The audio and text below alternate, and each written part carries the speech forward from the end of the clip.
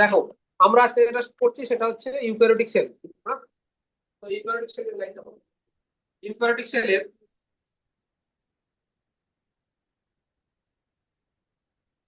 আর prokaryotic সেলের একটা common structure আছে কি, সেল মেমব্রেন, তাই না? তো এই সেল মেমব্রেন স্ট্রাকচারটা আমরা ইউক্যারিওটিক সেল থেকেই পড়ছি। দেখ, সেল মেমব্রেন এর প্রপার্টি কি আছে, সেল মেমব্রেন কিরকম হয়, basically is a flexible structure, একটা রিজিড হয় না। যেমন সেল ওয়াল রিজিড হয়, সেল মেমব্রেন কি হয়, ফ্লেক্সিবল, কোয়াসি ফ্লুইড স্ট্রাকচার। মানে কি, তোরা কখনো লেক বা সুইমিং পুল দেখেছিস? ওখানে অনেকগুলো বল ভাসিয়ে দেওয়া হবে, তো জলটা কেমন হয় থাকে, বলগুলো কি নড়তে থাকবে। সেল মেমব্রেনের মধ্যে থাকা যে ফসফোলিপিড, এগুলো এভাবে ফ্লোট হতে থাকে, এন্ড প্রোটিন গুলো একটু চেঞ্জ হতে পারে, পজিশন চেঞ্জ করতে পারে, বুঝেছো? রিজিড নয়, রিজিড মানে সিমেন্টিং হয়ে যাবে, একবারে শক্তপোক্ত হয়ে যাবে, ওরকম নয়। বুঝতে পারছো? জাস্ট ইমাজিন করতে পারছো একটা সুইমিং পুল, তার মধ্যে ধরো 25-30টা সুন্দর বল ভাসছে।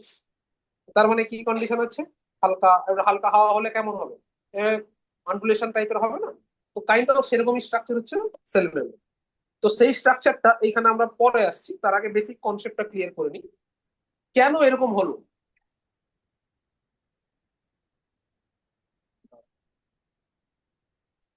রিজিড তো হতে পারতো। দেখ, সেল ধরো এইটা সেল, সেলের বাইরে থেকে সেল কি করে, সেলের কি নারিশমেন্ট দরকার হয়, কখনো কখনো বাইরে থেকে ফুড পার্টিকেল সেলের মধ্যে ঢুকতে পারে।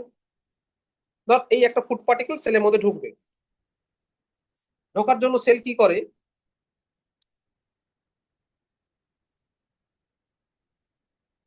এইরকম একটা স্ট্রাকচার, মানে ইনফোল্ডিং হয়ে যায় ভেতর দিকে, রাইট? সেল মেমব্রেনটাই ফোল্ডিং হয়, দেন এইটা জুড়ে যায়। এটা জুড়ে গেলে কি হলো, এটা একটা গোল বলের মতো হয়ে গেল, হয়ে গেল। তার মানে এটা যে রিজিট হতো, সে কি তার সেল মেমব্রেন এই পার্টটা দিতে পারতো, ওকে প্রোটেকশন পারপাস দিতে পারতো না। এবং সে যখন নিয়ে এটা ভেতরে ঢুকছে, তাকে আবার এটা সার্টেন টাইমের পর ফিরিয়ে দিতেই হবে, নইলে কি সেল মেমব্রেনের লেন্থ ছোট হয়ে যাবে। জাস্ট এইটাকে যদি ইমাজিন করি আমরা, ধর এইটা আমার টোটালটা হচ্ছে 10 সেন্টিমিটার, আমি ধরলাম। তার মানে যখন এইটা ভেতরের দিকে ঢুকে একটা ছোট্ট বাবল লাইক স্ট্রাকচার করে ভেতরে ফুড পার্টিকেলটা নিয়ে ঢুকে গেল সেল মেমব্রেনটা চারদিকে থেকে, তাহলে এটা তখন চেঞ্জ হয়ে যাবে, কত 8 সেন্টিমিটার কনভার্ট হবে। তার মানে ধর 2 সেন্টিমিটার চলে গেছে, তাহলে এই কন্ডিশনে সেলের স্ট্রাকচার ছোট হয়ে যাবে। তো আফটার ফিউ টাইমস, এটা এই যে 2 সেন্টিমিটার যেটা কম হলো, সেটা তাকে ফেরত দিতেই হবে। তার মানে কি, সেটা আবার ফেরত এসে এইখানে সেই শেপটাকে মেনটেন করবে। রিজিডিটি থাকলে যদি সলিড হয়ে যেত, সেটা আর হতো না। এটা আমরা দেখবো একটু পরেই পড়বো, একটা কমপ্লেক্স পড়বো, জিইআরএল কমপ্লেক্স, কি করে এন্ডোপ্লাজমিক রেটিকুলাম ভ্যাকিউল কিভাবে কাজ করে, তখন সেখানে দেখবো। আচ্ছা, cell membrane selectively permeable membrane বলা হয়। তোরা একদিন হয়তো জেনে এসেছিস সেল মেমব্রেনকে কি বলা হয়, সেমি পারমিয়েবল মেমব্রেন। পারমিবিলিটির উপর ডিপেন্ড করে আমরা বলেছিলাম না, যেটা permeable everything can pass through it. যেমন কি সেল ওয়াল, সেল ওয়াল দিয়ে সবকিছু পাস করতে পারে, permeable membrane. Plastic, rubber sheet, plastic, এগুলো কি ইম্পারমিয়েবল। সিলেক্টিভলি পারমিয়েবল হচ্ছে কোনটা, সেল মেমব্রেন। কেন, liquid as well as some সলিউটও যেতে পারে সিলেক্টেড মেটেরিয়াল। এইদিকে একটু সরে বসতো, তুই সরে বসতো, ছোট বাচ্চাটা তো শুয়ে পড়েছে নাকি, এই এদিকে সর, তোর মুখ দেখা যাচ্ছে না। আর তুই আর একটু এদিকে সর, হ্যাঁ, পর না, হ্যাঁ, তুই এদিকে সরে যা, হ্যাঁ, ব্যাগটা এদিকে রাখ, গুড। এবার দেখ, তো তার মানে কি বলছিলাম, যে সেল মেমব্রেন হচ্ছে একটা selectively permeable membrane. Assertion reasoning question আসতে পারে, একটা সেন্টেন্স দিল, cell membrane is a selectively permeable membrane, that is assertion. Reason কি, true cell membrane, liquid, that is solvent, as well as some selected solid, not all, selected material pass করতে পারে। এই জন্য এটাকে আমরা কি বলি, সিলেক্টিভলি পারমিয়েবল। আবার সেমি পারমিয়েবল যখন হবে, তখন কি অনলি সলভেন্ট যাবে, অনলি ওয়াটার পাস করতে পারে।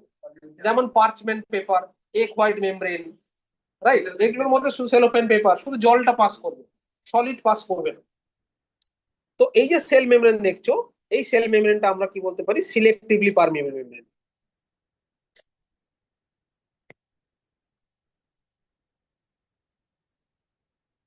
আচ্ছা, সেল মেমব্রেন মেইনলি কি দিয়ে তৈরি? দুটো কম্পোনেন্ট, একটা হচ্ছে protein and lipid. Protein and lipid দিয়ে হচ্ছে সেল মেমব্রেন তৈরি হয়। মেন কম্পোনেন্টটা কি? Protein and lipid. আর এই লিপিডটার মেন হচ্ছে ফসফোলিপিড। এরকম একটা গ্লোবিউলার হেড থাকে আর টেল থাকে এরকম। এই হচ্ছে স্ট্রাকচারটা। এইটা হচ্ছে হেড রিজিয়ন, এটা হচ্ছে টেল রিজিয়ন। এই হেডটা হচ্ছে হাইড্রোফিলিক। হেডটা কি? হাইড্রোফিলিক। আর টেলটা হচ্ছে হাইড্রোফোবিক। ফোবিয়া, ফোবিয়া মানে কি? ভয়। ভয় বলে ভেতরে ঢুকে রয়েছে, মাথায় থাকবে। দু সাইডে রয়েছে বল বল, এই যে বলের স্ট্রাকচারটা দেখতে পাচ্ছিস, এদিকে একটা বল, এদিকে একটা বল, তাহলে দে এক্সপোজ টুয়ার্ডস দা লিকুইড। তাহলে ভেতরে কি থাকে? সেল মেমব্রেনের ভেতরে কি থাকে? সাইটোপ্লাজম। তো সাইটোপ্লাজম ইজ আ লিকুইড, তাহলে জলের দিকে এক্সপোজ রয়েছে। আবার সেল মেমব্রেনের বাইরেও রয়েছে extracellular fluid, that is expose to the water. তো জলের দিকে যেগুলো থাকছে সেগুলো কি? হাইড্রোফিলিক। আবার ভেতরে দেখতে পাচ্ছি যে চেন লাইক স্ট্রাকচার যেগুলো দেখতে পাচ্ছি সেগুলো কি? হাইড্রোফোবিক। মাথায় ঢুকলো? এবার এমন কোন কম্পোনেন্ট যেটা পাস করতে হবে সেল মেমব্রেনটাকে, বুঝলি? তো যখন এই হাইড্রোফোবিক লেয়ার আসবে তখন সে পাস করতে পারে না, এই জন্য স্পেসিফিক একটা পাইপলাইনের মধ্যে দিয়ে দেওয়া হয়েছে। এই পাইপলাইনটা কি? Integral protein. এমন একটা প্রোটিন যেটা লিপিড বায়োলেয়ারটাকে ক্রস করতে পারে, মানে উপরে একটা লেয়ার নিচে একটা লেয়ার, এটা এই দেখ, এই। তো উপর দিয়ে ঢুকলো, এই প্রোটিনের মধ্যে দিয়ে সে পাস হয়ে বেরিয়ে গেল। তো এটা বলে বলা হয় ইন্টিগ্রাল প্রোটিন আর ইন্ট্রিনসিক প্রোটিন। কেন? কারণ এই দুটো লেয়ারকে ক্রস করেছে। এই প্রোটিনটা যদি পেরিফেরিতে থাকতো, that is the peripheral protein or extrinsic protein. বুঝলে? তো এইখানে যেটা খুব ইম্পর্টেন্ট প্রপার্টি সেটা হচ্ছে কি, এই যে সেল মেমব্রেনটা দেখছো, এটাকে বলা হয় ফ্লুইড মোজাইক মডেল। কি বলা হয়? অনেকগুলো মডেল এসেছিল, ইউনিট মেমব্রেন মডেল। তো তার মধ্যে important and most acceptable model সেটা হচ্ছে সিঙ্গার এন্ড নিকলসনের একটা দেওয়া model, that is fluid mosaic model. আমরা এনসিআরটি ধরে আসবো, সেখানে বলবো। বেসিকটা আগে বুঝি। ফ্লুইড মোজাইক মডেল, এই তিনটে নাম বুঝতে, ফ্লুইড আর একটা মোজাইক আছে। ফ্লুইডিটি কেন আছে? কারণ এই যে ফসফোলিপিড গুলো দেখতে পাচ্ছ না, এগুলো ফিক্সড নয়, এগুলো পজিশন চেঞ্জ করতে পারে। মানে এইটা ফ্লিপ করে এই সাইডে চলে আসতে পারে, এইটা ফ্লিপ করে এই সাইডে চলে আসতে পারে, কারণ ফ্লুইডিটি আছে, that is the fluid nature. Clear হলো? আর মোজাইক কেন? এই দেখ, এটা একটা প্রোটিন, এটা একটা প্রোটিন, এটা একটা প্রোটিন, দেখতে পাচ্ছিস? All are the proteins. তো লিপিডের মধ্যে প্রোটিন গুলো একটা মোজাইক প্যাটার্নের স্ট্রাকচার তৈরি করেছে। এই জন্য এটাকে বলা হয় ফ্লুইড মোজাইক মডেল। মাথায় ঢুকলো? কেন ফ্লুইড বলা হয়? কারণ ফসফোলিপিড গুলো পজিশন চেঞ্জ করতে পারে। কেন মোজাইক বলা হচ্ছে? লিপিডের মধ্যে ইন্টিগ্রাল প্রোটিন, পেরিফেরাল প্রোটিন গুলো একটা মোজাইক স্ট্রাকচার তৈরি করেছে। মেঝেতে মোজাইক হয় না, ব্ল্যাক এন্ড হোয়াইট এর ডটেড ডটেড ডটেড, দেখিস নি? মোজাইক করা বলা হয়। আগে আগে ঘরে, এখনকার তো সব বড় সড়ো মার্বেল চকচক চকচক করছে। আগেকার দিনে দেখবি, যদি পুরো একটু 10-15 বছর আগে ফ্ল্যাটে যাস, তুই দেখতে পাবি যে মার্বেল গুলো বসানো আছে, কালো সাদা কালো সাদা কালো সাদা। হ্যাঁ, অনেকের বাড়িতে আছে, দাদু দিদার বাড়িতে দেখতে পাবি, কারণ ওগুলো একটু পুরোনো ভার্সন। তখন খুব চলতো মার্কেটে মোজাইক মার্বেল, মানে ওর মধ্যে ব্ল্যাক হোয়াইট সব ছোপ ছোপ ছোপ স্ট্রাকচার লাগানো আছে। That is the mosaic pattern. তো এটাও ঠিক সেরকম মোজাইক। কেন মোজাইক হচ্ছে? ফসফোলিপিডের মধ্যে প্রোটিন গুলো ফ্লোট করছে, সো একটা মোজাইক প্যাটার্ন প্রোভাইড করেছে। এই জন্য এই স্ট্রাকচারটাকে কি বলা হয়? Fluid mosaic model. মাথায় ঢুকলো? বলো। না, এক্সট্রিনসিক প্রোটিনে পাইপলাইনটা নেই। পাইপলাইনটা পুরো ক্রস করেছে, সেটা হচ্ছে ইন্ট্রিনসিক প্রোটিন।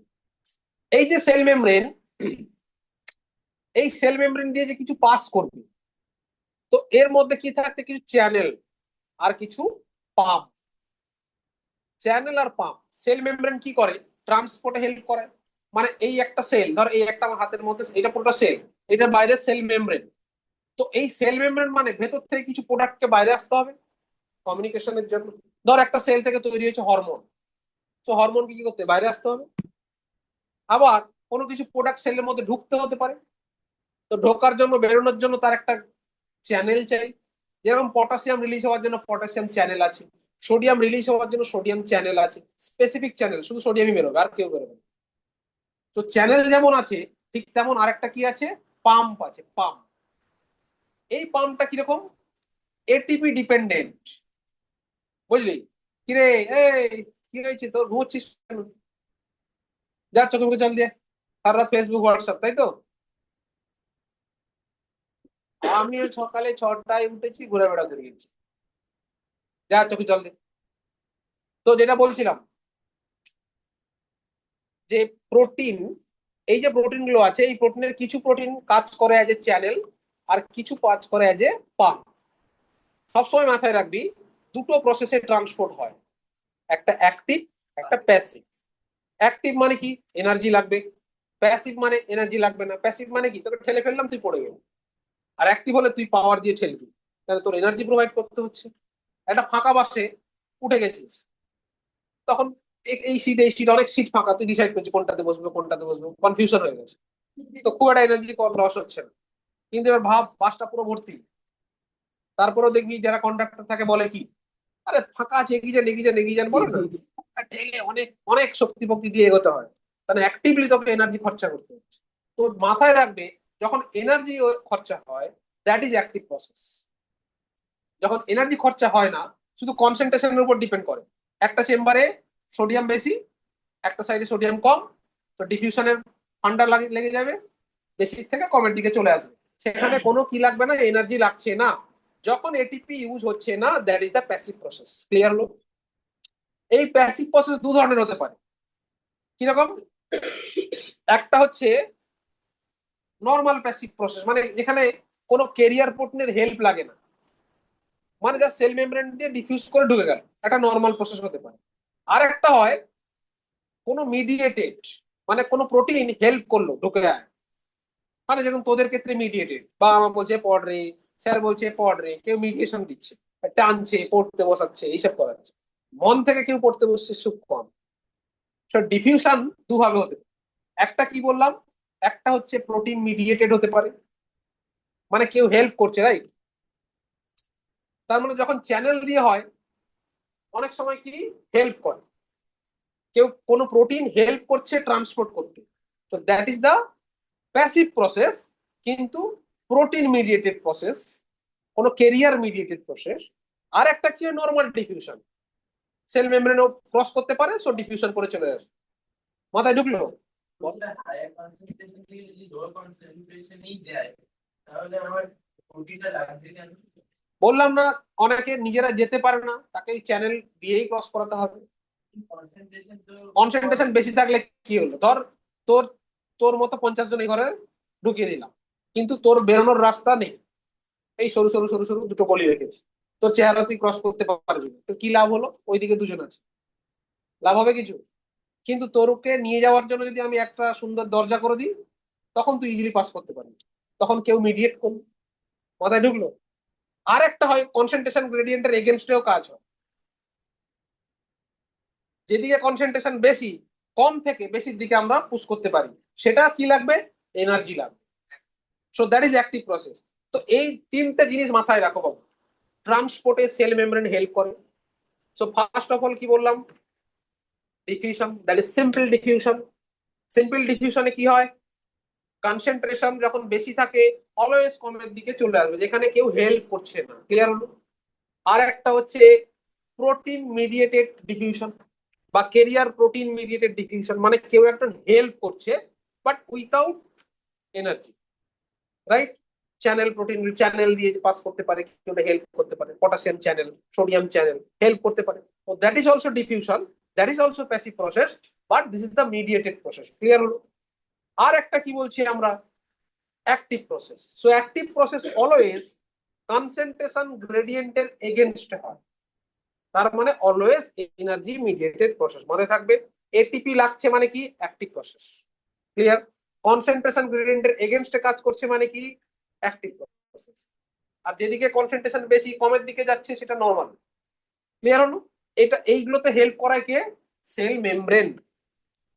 আচ্ছা আচ্ছা, সেল মেমব্রেনের এখানে একটু চলে আসি। তার মানে সেল মেমব্রেন যখন আমরা দেখছি যে ফসফোলিপিড বাই লেয়ার, দুটো লেয়ার আছে কেন, দেখ এই একটা লেয়ার, এই একটা লেয়ার, তাই না? তো this is the phospholipid bilayer, clear. এটা ফ্লোট করছে, এটা কোয়াসি ফ্লুইড স্ট্রাকচারের মধ্যে ফ্লোট করছে এভাবে। আচ্ছা একটা জিনিস মাথায় রাখবি, এন্ডোপ্লাজমিক রেটিকুলামের নাম শুনেছিস, মাইটোকন্ড্রিয়ার নাম শুনেছিস, গলগি বডির নাম শুনেছিস, তোরা ক্লোরোপ্লাস্টের নাম শুনেছিস। এই যে চারদিকে যে মেমব্রেন গুলো থাকে, অল আর দ্য সেল মেমব্রেনের কম্পোনেন্ট। মাথায় ঢুকলো? সেলের বাইরে যেমন সেল মেমব্রেন থাকে, সেল অর্গানেলি গুলোর মধ্যে যে মেমব্রেন থাকে that is also cell, cell মেমব্রেনই। সেল মেমব্রেনটাই কম্পার্টমেন্ট তৈরি করেছে, জাস্ট একটু সুপারফিশিয়ালি ভাব। এই ঘরটা, ঠিক আছে, এই ঘরে অনেকগুলো বিল্ডিং আছে, মানে এই বিল্ডিং এ এই ফ্লোরে অনেকগুলো ঘর আছে, তো তোরা একটা ঘরে বসে রয়েছিস। তুই উপর থেকে ভাব, এই ঘরটা আমি কেটে দিলাম, উপর মাথাটা কেটে দিলাম। মাথা কেটে দিলে কি দেখতে পাচ্ছিস? অনেকগুলো খোপ খোপ খোপ, তার মধ্যে অনেকগুলো দেওয়াল, মানে দেওয়ালগুলো হচ্ছে সব মেমব্রেন, একটা চেম্বার তৈরি করেছে। ঠিক তেমন সেলের উপর থেকে জাস্ট ভিউটাকে লক্ষ্য কর, জাস্ট ইমাজিন কর কেমন মনে হচ্ছে।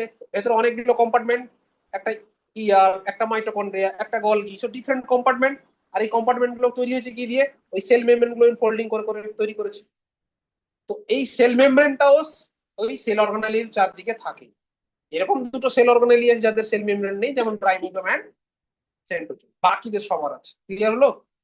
আচ্ছা, তো এটা একটা ফসফোলিপিড বাইলেয়ার, যার মধ্যে কি আছে, কিছু ইন্টিগ্রাল প্রোটিন আর কিছু পেরিফেরাল প্রোটিন বা এক্সট্রিনসিক প্রোটিন রয়েছে, রাইট। আচ্ছা, বাইরের দিকে যে চেন গুলো কি বলেছিলাম আমরা, the glycoprotein that provide the cell identity, মানে কোন সেল কেমন স্ট্রাকচার, মানে এটা তোর সেল কিনা, সেম স্পিসিস কিনা, এই সেলের আইডেন্টিটি প্রোভাইড করবে। বা তোর বডিতে একটা গরুর রক্ত ঢুকিয়ে দেওয়া হলো, তোর বডিকে কি মেসেজ করে দেওয়া হবে এটা গরুর থেকে রক্ত দিলাম? না, ও চিনবে কি করে? এই গ্লাইকোপ্রোটিন লেয়ার দেখে চিনে ফেলবে যে এটা তো আমার স্পিসিসের নয়, গরুর কিনা ধরতে পারবে না, কিন্তু এইটা ধরতে পারবে যে দিস ইজ নট মাইন, আমার নয়, সেলফ নয়, এটা বাইরে থেকে আসা। তখন তার এগেনস্টে সে কি করবে? ফাইট করা স্টার্ট করবে, ইমিউনিটি অ্যাক্টিভ হয়ে যাবে। যদি সেম স্পিসিস হয়, তার গ্লাইকোপ্রোটিন গুলো সব সেম চেন থাকবে, তখন তাকে সেলফ সেলফ ট্রিট করবে। সো এটা সেল আইডেন্টিটি প্রোভাইড করে। বলো, গ্লাইকোপ্রোটিনের চেনের কম্পোজিশনটা সেম, গ্লাইকোপ্রোটিনের সুগার দিয়ে তৈরি, চিনি চিনি। তুই বলছিস হ্যাঁ সুগার চেনটা সেম, হ্যাঁ কি বলছিস বল অনলাইন থেকে,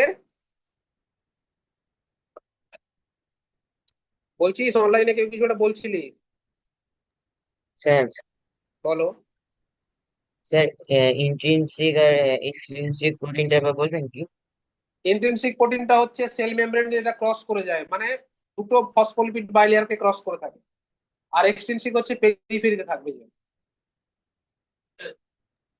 স্যার কাজ কি হলো? কি হয়েছে? এক্সট্রিনসিকের কাজ কি?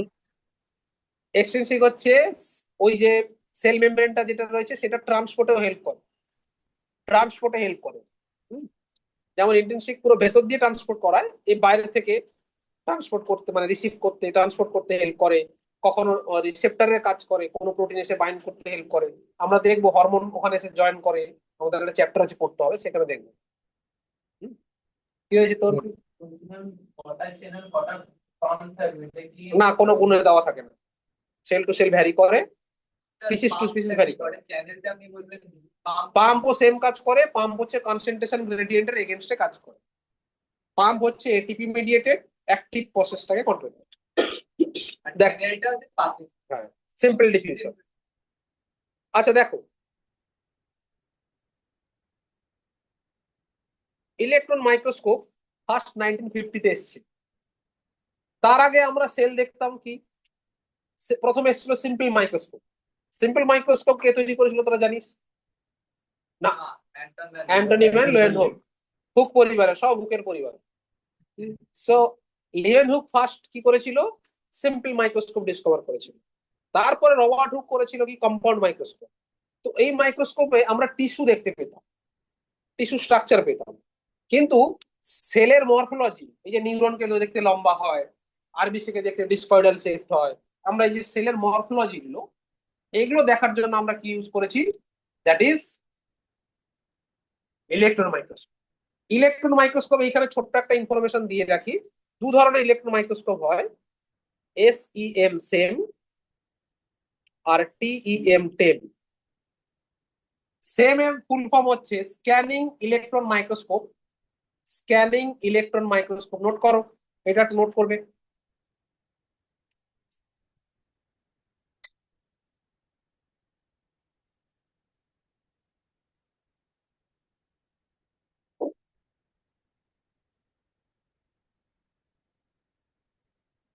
Scanning electron microscope. আর টেম হচ্ছে ট্রান্সমিশন ইলেকট্রন মাইক্রোস্কোপ।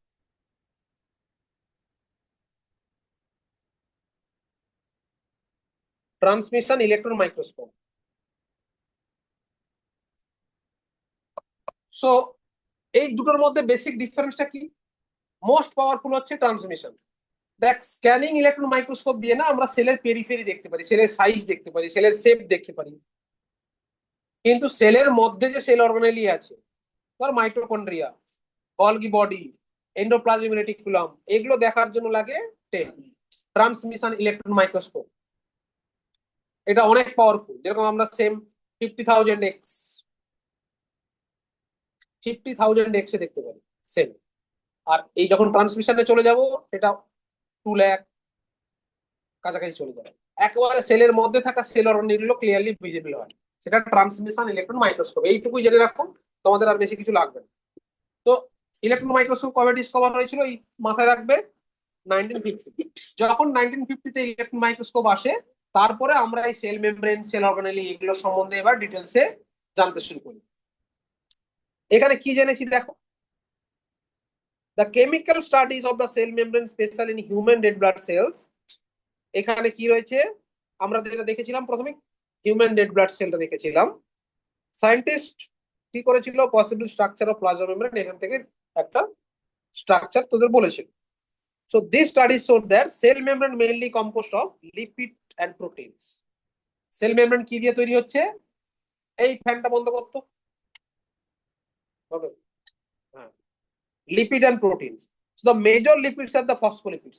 দেখেছিস একটা গ্লোবুলার হেড আর একটা ফসফোলিপিডের tail, that arrange in a bilayer, দুটো লেয়ার হিসেবে আমরা ছবিতে দেখেছি। Also lipids are arrange within the membrane, a polar head towards outside. আউটসাইডের দিকে কি রয়েছে, পোলার হেড আর নন পোলার টেল। পোলার কেন, হাইড্রোফিলিক, তাই পোলার। আর যেটা টেল সেটা নন পোলার, সেটা হচ্ছে hydrophobic. So hydrophobic tails towards the inner part, যেটা একটু আগে বললাম। This ensure that the non-polar tails of saturated hydrocarbon is protected from the aqueous environment. এই যে নন পোলার টেলটা যাতে বাইরে থেকে অ্যাকুয়াস কম্পোনেন্ট থেকে দূরে থাকে, প্রোটেকশন দিয়ে রাখছে। দু সাইডে হাইড্রোফিলিকের বলগুলো দেখতে পাচ্ছিস, গ্লোবুলার হেড, আর টেলগুলো ভেতরে ভেতরে আছে, যাতে জল লেগে নষ্ট না হয়েছে, হয়েছিস অ্যাকুয়াস মিডিয়ামে, সেটা যদি নষ্ট না হয়, স্যাচুরেট কন্ডিশন। হাইড্রোকার্বন কেন? হাইড্রোকার্বন কেন, কারণ কার্বন আছে ওর মধ্যে, আর হাইড্রোজেন, এগুলো দিতে তৈরি। আচ্ছা, এইখানে মাথায় রাখবে, এইটা এবার কোশ্চেনে এসেছিল যে in human beings the membrane of erythrocyte has approximately 52% of protein and 40% of lipid. এটা স্টেটমেন্ট দিয়েছিল। এরা যে পেয়েছিল এরিথ্রোসাইট মানে আরবিসির যে মেমব্রেনটা পেয়েছিল, যেখানে কত কি পেয়েছিল, 52% কি ছিল, প্রোটিন, and 40% কি ছিল, lipids. Okay, depending on case of extraction, membrane protein can be classified integral and peripheral. Integral protein পেয়েছিল, peripheral protein. Peripheral proteins lie on the surface of membrane, while integral proteins are partly or totally buried to the membrane. কেন বলেছিল, কারণ তুই যেভাবে extraction করবি তার উপর depend করবে না। তুই ধর যখন সেপারেট করা হচ্ছে, এটা অ্যাকচুয়ালি আইস ফ্রিজিং এর করে সেপারেট করা হয়, মানে সেল মেমব্রেনটাকে প্রথমে বরফ করা হয়, পুরো ফ্রিজিং করে দেওয়া হয়, তারপরে মাঝখান দিয়ে কাটা, নইলে তুই কাটতে পারবি না, না কাটলে এরকম স্ট্রাকচার তুই দেখতে পারবি না। বুঝতে পারছিস, এটা পাতলা মেমব্রেন, তার সাইড ভিউ আমরা দেখছি, এটা এটা তো সাইড ভিউ, তাই না? ওই এক্সট্রাকশনের উপরেই বলছি। আচ্ছা, আর মাঝখানে মাঝখানে কোলেস্টেরল কি করেছে, স্ট্রাকচারটাকে স্টেবিলিটি দেওয়ার চেষ্টা করেছে, কোলেস্টেরল লেয়ার গুলো। আচ্ছা, an improved model of structure cell membrane was proposed by Singer and Nicholson 1972। তাহলে 1950 তে তোর মাইক্রোস্কোপ ডিসকভার হলো, ইয়েস। 1950 তে কি হলো, ইলেকট্রন মাইক্রোস্কোপ ডিসকভার হলো। 1972 তে কি হলো, সিঙ্গার এন্ড নিকলসন কি স্ট্রাকচার দিল, fluid mosaic model.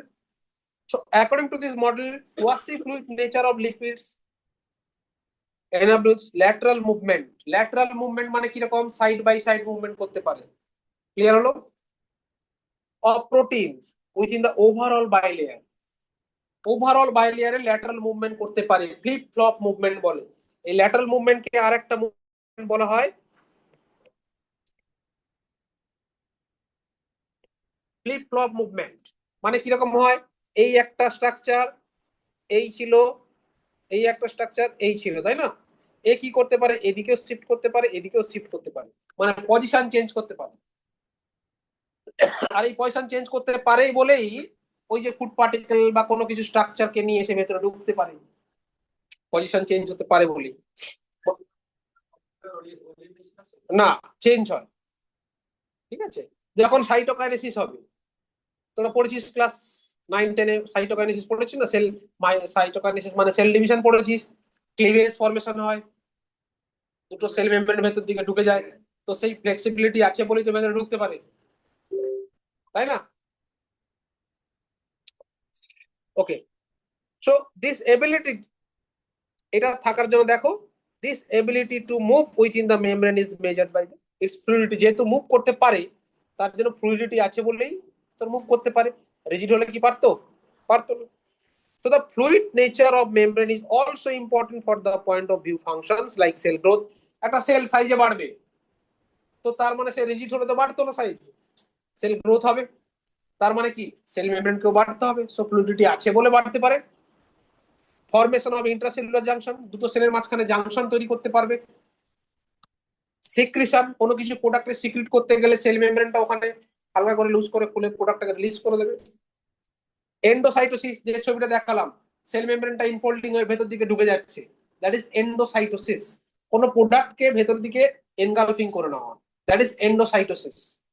And cell division, একটু আগে বললাম ক্লিভেজ ফরমেশন যখন করছে, সেল ডিভিশন হচ্ছে, তো তখনও কিন্তু হেল্প করছে। তার মানে ফ্লুইডিটি আছে বলেই এই ফাংশন গুলো সম্ভব, ফ্লুইডিটি আছে বলেই গ্রোথ করতে পারে, সেল জাংশন রেডি করতে পারে, সিক্রেশন করতে পারে, এন্ডোসাইটোসিস করতে পারে, সেল ডিভিশন করতে পারে। এটা যদি রিজিড হয়ে যেত, কোনোটাই সম্ভব হতো না। এইটুকু বুঝেছো? সো এটা গেল ওই সেল মেমব্রেনের পার্ট। এবার সেল মেমব্রেনের ফাংশন দিয়েছে, দেখো, one of the most important function of plasma membrane is the transport of molecules। মানে সেলের কিছু প্রোডাক্ট তৈরি হবে, তো এন্ডোপ্লাজমিক রেটিকুলাম ছোটবেলায় পড়েছিস, কি তৈরি করে, প্রোটিন তৈরি করে, আরইআর এসিআর লিপিড তৈরি করে। তাহলে এই প্রোডাক্ট গুলো কি, ধর প্রোটিন এনজাইম তৈরি হলো, দ্যাট ইজ অলসো প্রোটিন। কোনো ভিটামিন হরমোন তৈরি হলো, সে প্রোটিন হতে পারে, সে লিপিডও হতে পারে। তো এই প্রোডাক্ট গুলোকে সেল থেকে তৈরি করে কি করতে হবে, বার করতে হবে, তার মানে ট্রান্সপোর্ট করতে হবে, সেখানে সেল মেমব্রেন হেল্প করবে। The membrane is selectively permeable to some of the molecules present in either side of, selectively permeable হতে পারে। So many molecules can move briefly across the membrane without any requirement energy. Energy ছাড়া যখন যাবে, তাই কি বলবো, passive movement. Diffusion process follow করে, concentration বেশি হয় বডির বাইরে বেরিয়ে, হরমোন হরমোন প্রোডাকশন হচ্ছে, হরমোন কনসেন্ট্রেশন বেশি হচ্ছে, ডিফিউজ করে করে ব্লাডে রিলিজ করে দিচ্ছে। So normal process, that is passive transport. আবার কি, দেখো, neutral solids may move across the membrane by the process of simple diffusion. Neutral solids গুলো তো সিম্পল ডিফিউশন দিয়ে চলে যাবে, along with the connections gradient, মানে concentration gradient from higher concentration to the lower concentration. কিন্তু water may also move across the membrane from the higher to lower concentration. Movement of water by diffusion is called osmosis। osmosis মানে আমরা জানি, osmosis কি হয়, higher concentration থেকে solvent গুলো lower কনসেন্ট্রেশনে যায়, সলিউশনের concentration নয় কিন্তু, সলভেন্ট কনসেন্ট্রেশনের উপর ডিপেন্ড করে। এইখানে দেখ, এইটা খুব ইম্পর্টেন্ট লাইন, তার মানে নিউট্রাল কম্পোনেন্ট গুলো ইজিলি পাস করে যেতে পারে, কিন্তু যখন পোলার কম্পোনেন্ট হবে তাকে কার মধ্যে দিয়ে ক্রস করতে হবে? ভেতরে কি রয়েছে, ভেতরে এরিয়াটা টেল, টেল মানে কি নন পোলার রিজিয়ন। সো কোনো পোলার কম্পোনেন্টকে নন পোলারের মধ্যে দিয়ে পাস করানোর জন্য তাকে একটা প্রোটেক্টিভ ব্যারিয়ার দিতে হবে। এই দেখ, as the polar molecule cannot pass through the non-polar lipid bilayer, they require the carrier protein of the membrane that facilitate transport or facilitate diffusion. এইটাকে বলা হয় carrier mediated or facilitate transport or facilitate diffusion. কেউ তাকে help করলো, কেন help করলো বুঝতে পারলে? তার মানে কোনো পোলার কম্পোনেন্ট নন পোলার এরিয়া দিয়ে যেতে গেলে তার চেঞ্জ হয়ে যাবে, হাইড্রোকার্বন চেঞ্জ আসবে, তার প্রবলেম আসবে, স্ট্রাকচারাল চেঞ্জ। ওই জন্য তাকে নিয়ে যাওয়ার জন্য একটা পাইপ বসিয়ে দেওয়া হয়েছে, যেরকম আমাদের গঙ্গায় কি করা হয়েছে, গঙ্গার নিচে দিয়ে মেট্রো রেলের পাইপ বসিয়ে দিয়েছে, আমরা ভেতর দিয়ে টুক করে চলে যাচ্ছি। সো পাইপটা, গঙ্গার ভেতরে যে পাইপটা সেটা যে ইন্ট্রিনসিক প্রোটিন, ভেতর দিয়ে মেট্রো চলে যাচ্ছে, হাওড়ায় পৌঁছে যাচ্ছে। আর জলটা হচ্ছে তোর বা নন পোলার রিজিয়ন, আর মেট্রোটা হচ্ছে পোলার। তো মেট্রোটা ইজিলি পাস করে যাচ্ছে কেন? কারণ একটা ক্যারিয়ার প্রোটিন চারদিকে ব্যারিয়ার করে রেখেছে। তো ক্যারিয়ার প্রোটিন কি করছে? পোলার কম্পোনেন্ট গুলোকে নন পোলার রিজিয়ন দিয়ে পাস করে দিতে হেল্প করছে। সো দ্যাট ইজ ওয়াই এটাকে আমরা কি বলতে পারি? ফেসিলিটেড ডিফিউশন আর career মেডিটেড diffusion.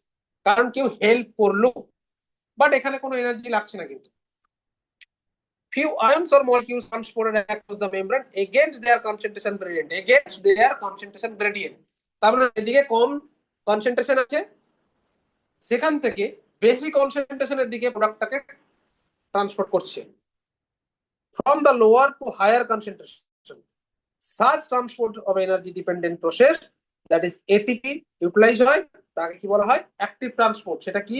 Sodium potassium pump. এটা কি বলা হয়? Sodium potassium pump. মাথায় ঢুকলে একটু।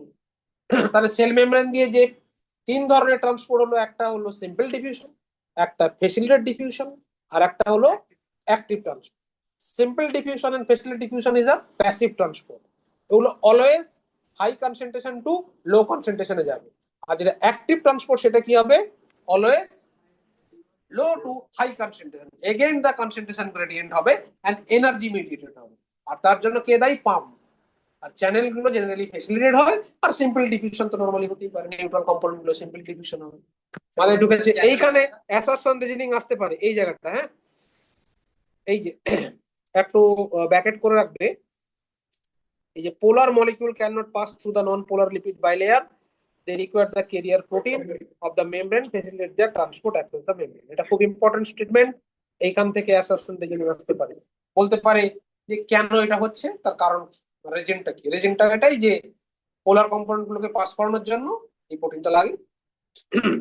সিম্পল ডিফিউশনে কি চ্যানেলেরও দরকার পড়ে না, কি করে হয়? সেল মেমব্রেন দিয়ে ক্রস করে যাবে। ডিফিউশন যেমন হয়, সেল মেমব্রেন তো লিকুইড স্ট্রাকচার, ওটা তো ফিক্সড নয়। এইটুকু বুঝলে? এনসিআরটি খুলে এইটুকু মন দিয়ে পড়ো। কুইক, আমি একটা ডায়াগ্রাম ড্র করি ততক্ষণে।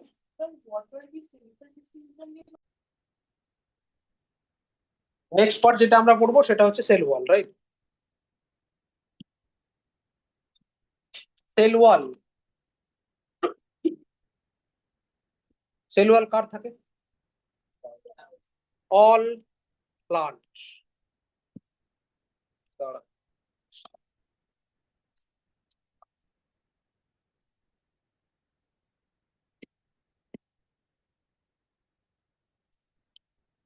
রাইট? প্ল্যান্ট সেল ওয়ালের মেন কম্পোনেন্ট কি? সেলুলোজ, হেমিসেলুলোজ,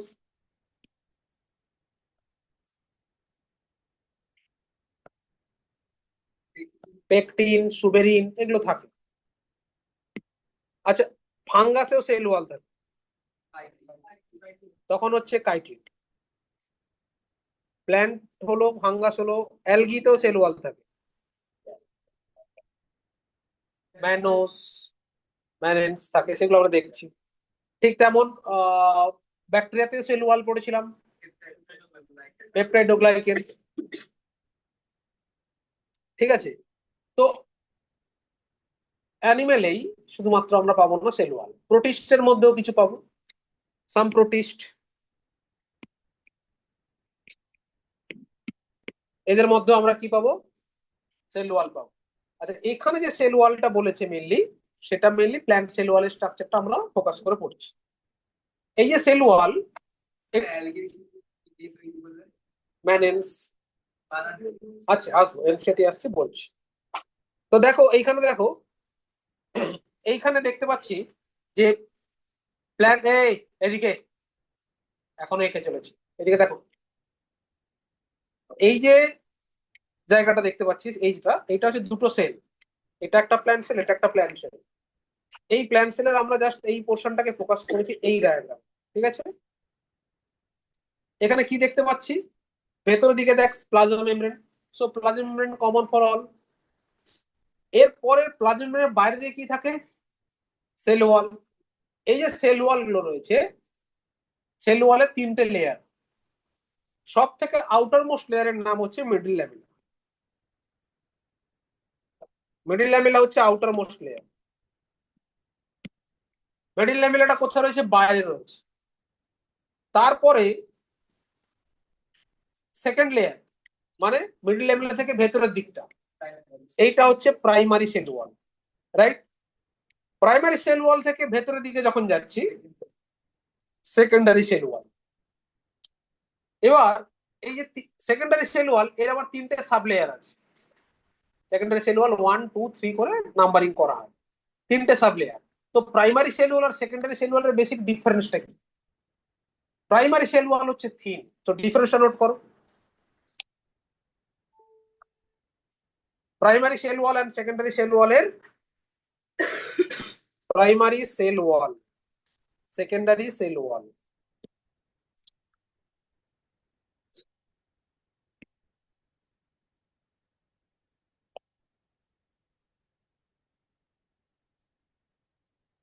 বেসিক ডিফারেন্স গুলো কি, প্রাইমারি সেল ওয়াল কি হলো, থিন হবে, তাই তো। সেকেন্ডারি সেল ওয়াল কি হবে, ঠিক হবে। আচ্ছা, প্রাইমারি সেল ওয়াল একটাই লেয়ার ছিল, সিঙ্গেল লেয়ার। সেকেন্ডারি সেল ওয়ালে কি হলো, 3 সাব লেয়ার।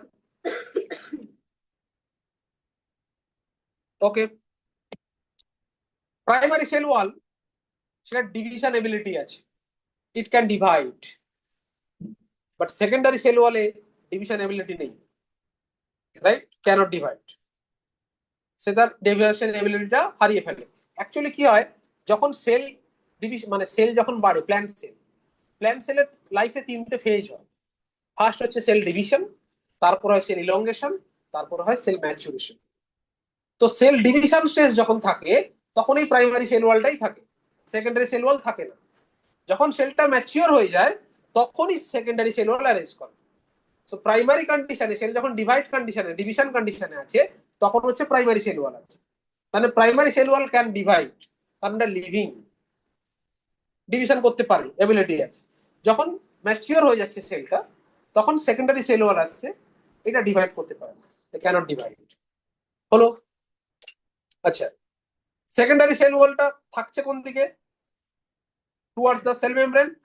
এবং এই secondary cell wall provide the rigidity, সেলটাকে রিজিড করার জন্য, সেলটাকে আরো স্ট্রেংথ প্রোভাইড করে কে, সেকেন্ডারি সেল ওয়াল। এই সেকেন্ডারি সেল ওয়ালের মধ্যে লিগনিন, সুবেরিন, পেকটিন, এই কম্পোনেন্ট গুলো জমতে শুরু করে, দেন সেটা আরো শক্তপোক্ত হয়ে যায়, বুঝেছো, লিগনিফাইড হয়। কোন সেল যখন ডেথ হয়ে যায়, সেল ওয়াল বল না, সেল ওয়াল ডেথ। এই তোর জগতে আছিস নাকি, কি বললাম বলতো, কি বললাম, সেকেন্ডারি সেল ওয়ালের লাস্ট পয়েন্টে কি বললাম, লাঠি দিয়ে পেটাবো, পেন নিচ্ছে, এর থেকে পেন নিচ্ছে, আর এটা আর একজন, ফোকাস করো।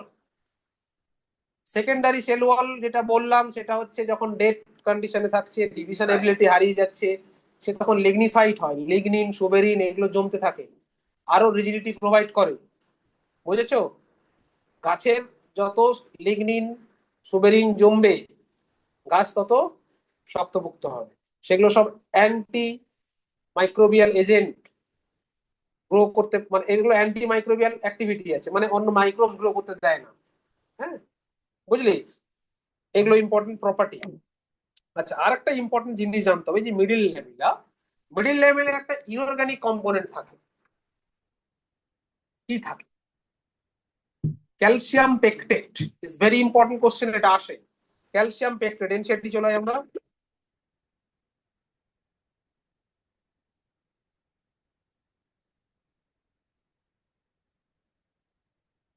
দেখ, এখানে সেল ওয়ালে এইটুকুই দিয়েছে, এইটুকুই পড়তে হবে।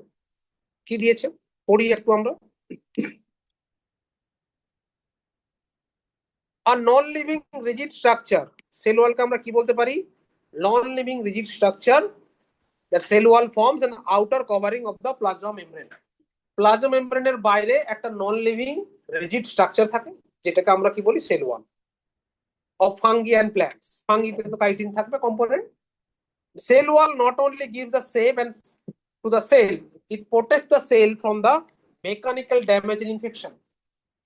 প্ল্যান্ট সেল কখনো প্লাজমোলাইসিস বা ডিপ্লাজমোলাইসিস হয় না, বলেছিলাম আমরা, due to presence of cell wall. কেন?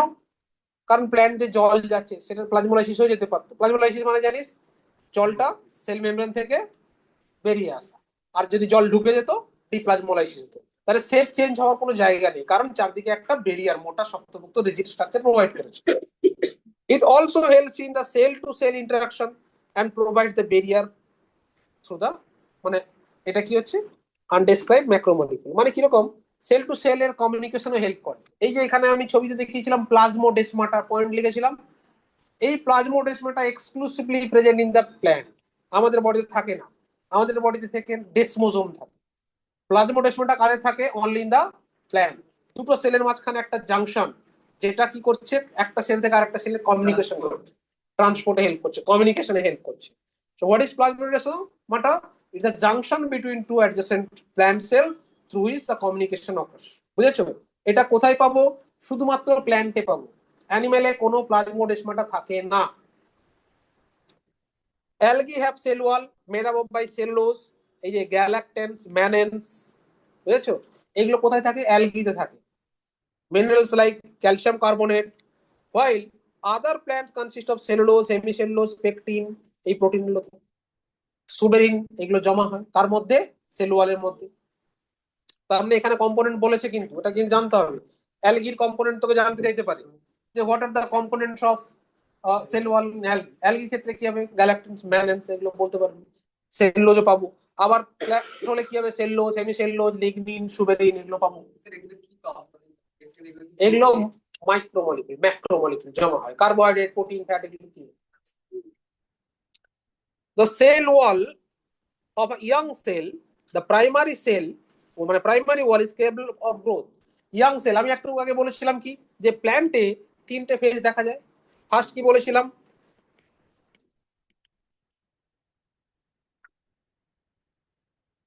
সেল ডিভিশন, তারপরে কি হয়? ইলংগেশন, তারপরে প্ল্যান্টটা কোথায় যাবে? ম্যাচুরেশন। তাহলে তিনটে ফেজ হয়। যখন সেল ডিভিশন কন্ডিশনে থাকে, সেলটাকে সাইজে একটু বাড়তে হবে, সেলটাকে ডিভাইড করতে হবে, রাইট? তারপরে সেলটা একটু লম্বায় বাড়বে, তাহলে তার মধ্যে রিজিডিটি থাকা চলবে না বেশি। অ্যাট দ্যাট টাইম, মানে সেল ডিভিশন এন্ড ইলংগেশন পিরিয়ডে যে ওয়ালটা থাকে, that is the primary, that is the primary cell ওয়াল। কারণ এর ডিভিশন এবিলিটি আছে, রোপার এবিলিটি আছে, রিজিডিটি কম। যখন সেলটা ম্যাচিওর হয়ে যাচ্ছে, তখন এই ম্যাচুরেশন ফেজে চলে আসছে সেকেন্ডারি সেল ওয়াল। আর সেকেন্ডারি সেল ওয়াল আসা মানে ডেড কম্পোনেন্ট এর মধ্যে জমতে শুরু করে। বোঝা গেছে? which gradually diminish as a cell matures and secondary cell wall is formed in the inner side of the cell. ভেতরের দিকে সেকেন্ডারি সেল ওয়াল তৈরি হয়। প্রাইমারি ওয়ালটা কি লিভিং, মানে living, সেকেন্ডারিটা dead. So the middle lamella is a layer mainly calcium pectate. এটা খুব important. এই যে ক্যালসিয়াম পেকটেট, এখানে তো কোশ্চেন আসে যে name the inorganic material present within the middle lamella, that is calcium pectate. 100% স্কুলের পরীক্ষায় পাবি, বলে দিলাম, কোশ্চেন পাস করে দিলাম। আস্তে আস্তে সব ভ্যানিশ হয়ে যাবে। তারপরে সে যখন সে পার্মানেন্ট হয়ে গেছে না, সেলটা যখন কি হয়েছে তোর পুরো ম্যাচুরেশন হয়ে গেছে, তাহলে সেলটা একটা ডিফারেন্সিয়েশন হয়ে গেছে। ধর সেলটা ম্যাচিওর হয়ে গেলে ধর কি হতে পারে, পার্মানেন্ট টিস্যু হিসেবে ধর কোলেন কাইমা, স্ক্লেরেন কাইমা এইসব জায়গায় কনভার্ট হয়ে গেছে। তো তখন তার আর বেশি ডিফারেন্সিয়েশন হয় না জেনারেলি, হতেও পারে, সেটা আমরা পরে পড়বো। তো তখন এগুলো কি হয়, ডিভিশন এগুলো সব হারিয়ে ফেলে, তখন সব সেল ওয়ালটা ঠিক হয়ে যায়। এই জন্য নর্মালি আমরা বলি সেল ওয়াল হচ্ছে ডেড কম্পোনেন্ট। ফার্স্ট লাইনেই লেখা ছিল দেখ, নন লিভিং রিজিড স্ট্রাকচার। কেন নন লিভিং বলছি, ফাইনাল স্ট্রাকচার নন লিভিংই হয়ে যায়, কারণ সেকেন্ডারি সেল। হ্যাঁ হ্যাঁ, আস্তে আস্তে থিন হয়ে যাবে, গন, দেন সেকেন্ডারি সেল ওয়ালটা ঠিক হয়ে যাবে, লিগনিন সুবেরিন এগুলো জমা হয়ে আরো শক্ত হয়ে যাবে। গাছ নয়, সেল হিসেবে। So which holds the glue or different neighboring cells together. So the cell wall and the middle lamella may be traversed by the plasmodesmata, যেটা বললাম মাঝখান দিয়ে ব্রিজ তৈরি হয়, যেটাকে বলা হয় plasmodesmata, which connect to the cytoplasm of the neighboring cell, অন্য সেলের সাইটোপ্লাজমের সঙ্গে কি হয়, কানেক্ট করে রাখে, যেটা দিয়ে কি হয়, ট্রান্সপোর্ট হয়। এইটুকুই পড়তে হবে, কিছুই আছে তেমন। এখানে কি জানতে হচ্ছে, সেল ওয়াল কাদের থাকে, প্রতিজনের সেল ওয়ালের কম্পোনেন্টটা কি। ফাঙ্গাস হলে আমরা কাইটিন, প্ল্যান্ট হলে cellulose, hemicellulose, lignin, suberin, pectin এইসব থাকে। অ্যালগি হলে গ্যালাক্টেন্স, ম্যানএন, সেলুলোজ এইসব থাকবে। যদি প্রোটিস্ট হয়, প্রোটিস্টের ক্ষেত্রে থাকে সেলুলোজ এন্ড সিলিকা, সিলিকা থাকে, সিলিকা বালি কম্পোনেন্ট থাকে, বুঝলে। আর ব্যাকটেরিয়া হলে আমরা পড়েছি ব্যাকটেরিয়াল সেল ওয়ালে পেপটাইড ও গ্লাইকেন। তো কি কি কম্পোনেন্ট ক্লিয়ার হয়ে গেল, আর নরমাল স্ট্রাকচার ক্লিয়ার হলো, যে নরমালি তিনটে লেয়ার আমরা দেখতে পাই। Outer layer is the middle lamella, middle লেয়ারটাকে কি বলি, প্রাইমারি সেল ওয়াল, আর ইনার লেয়ারটাকে আমরা কি বলি, ওরে কোন সাইন part, secondary cell wall. So primary cell wall আর মিডল ল্যামিলা এগুলো মেইনলি কোন স্টেজে পাবো, প্রাইমারি, মানে সেলটা যখন ডিভিশন স্টেজ, সেলটা ইলংগেশন স্টেজ, সেলটা যখন ম্যাচিওর হয়ে যাবে তখন সেকেন্ডারি সেল ওয়াল চলে আসবে। আর সেকেন্ডারি সেল ওয়াল আসে মানে লিগনিন, সুবেরিন এসব জমতে থাকবে, সেল মোস্ট রিজিড স্ট্রাকচারে চলে যাবে, এন্ড সেল ডিফারেন্সিয়েট করে গেছে। দাও তিনটে সাব লেয়ার, মিডল ল্যামিলা থাকবে তো মাঝখানে গ্লু মতো করে। মিডল ল্যামিলা বড় কেন হবে, মিডল ল্যামিলা যেটা ছিল সেটাই থাকবে, প্রাইমারি সেল ওয়ালটাকে ঠেলে ঠেলে ওঠে, মোটা হয়, কারণ লিগনিন, সুবেরিন ওখানে জমা হয়। এই জন্য তিনটে সাব লেয়ার দেখা যায়।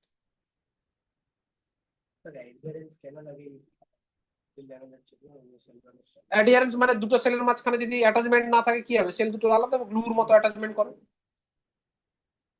বুঝেছো।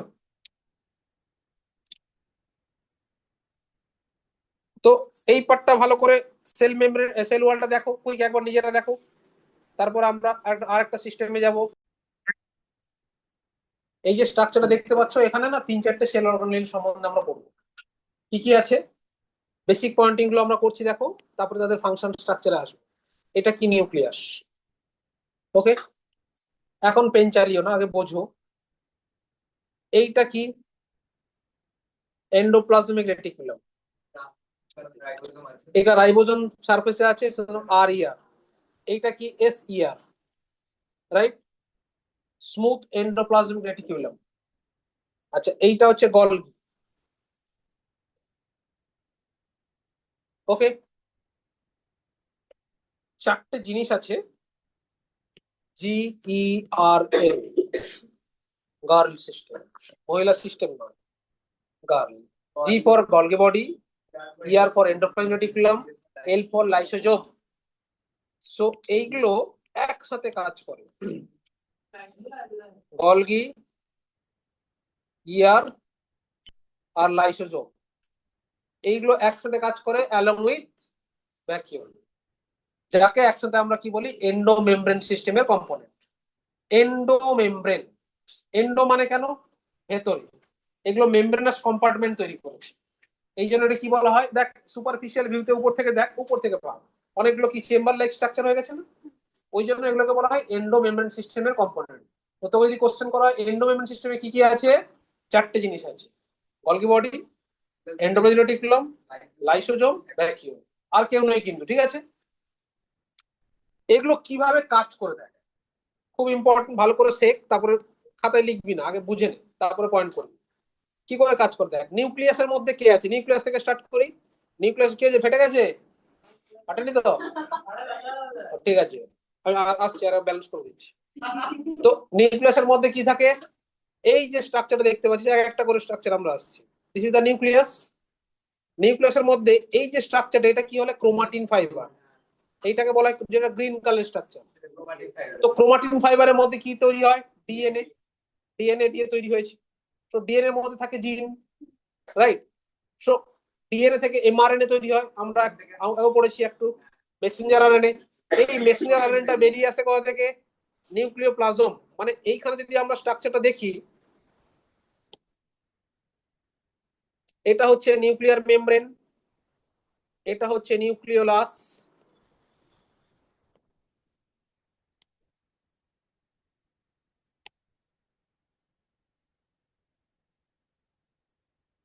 এটা নিউক্লিয়াস ছিল, এটা নিউক্লিওলাস,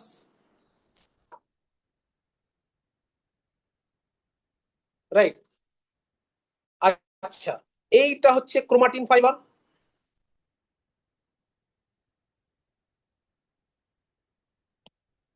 যার মধ্যে কি আছে, ডিএনএ আছে। তো আমাদের সেলের নিউক্লিয়াসকে কি বলে, নিউক্লিয়াস আমরা আলাদা করে পড়বো, এখন জাস্ট বেসিকটা বলছি। সো নিউক্লিয়াস কে কি বলা হয়, control room of the cell. মানে আমাদের সেলের যা ফাংশন দরকার, আমার একটা প্রোটিন চাই, আমার একটা লিপিড চাই, আমার একটা ভিটামিন চাই, আমার একটা এনজাইম চাই, আমার একটা হরমোন প্রোডাকশন চাই, ভিটামিন জেনারেলি হয় না, ভিটামিন ডি ছাড়া হরমোন চাই। তো কোনো কিছু প্রোডাক্ট, বায়োকেমিক্যাল প্রোডাক্ট সিনথেসিস করতে হবে, কোথা থেকে হবে, ডিএনএ থেকে। তো ডিএনএ থেকে প্রথমে আরএনএ, আরএনএ থেকে তৈরি হবে প্রোটিন, রাইট। তো প্রোটিন সিনথেসিস কোথায় হবে, ইআর। এই যে আর ইয়ার দেখতে পাচ্ছ, রাফ এন্ডোপ্লাজমিক রেটিকুলাম, এখানে রয়েছে পেরিফেরিতে কি, রাইবোজোম রয়েছে। এই রাইবোজোম গুলো কি করে, হেল্প ইন সিনথেসিস, কিসে করবে,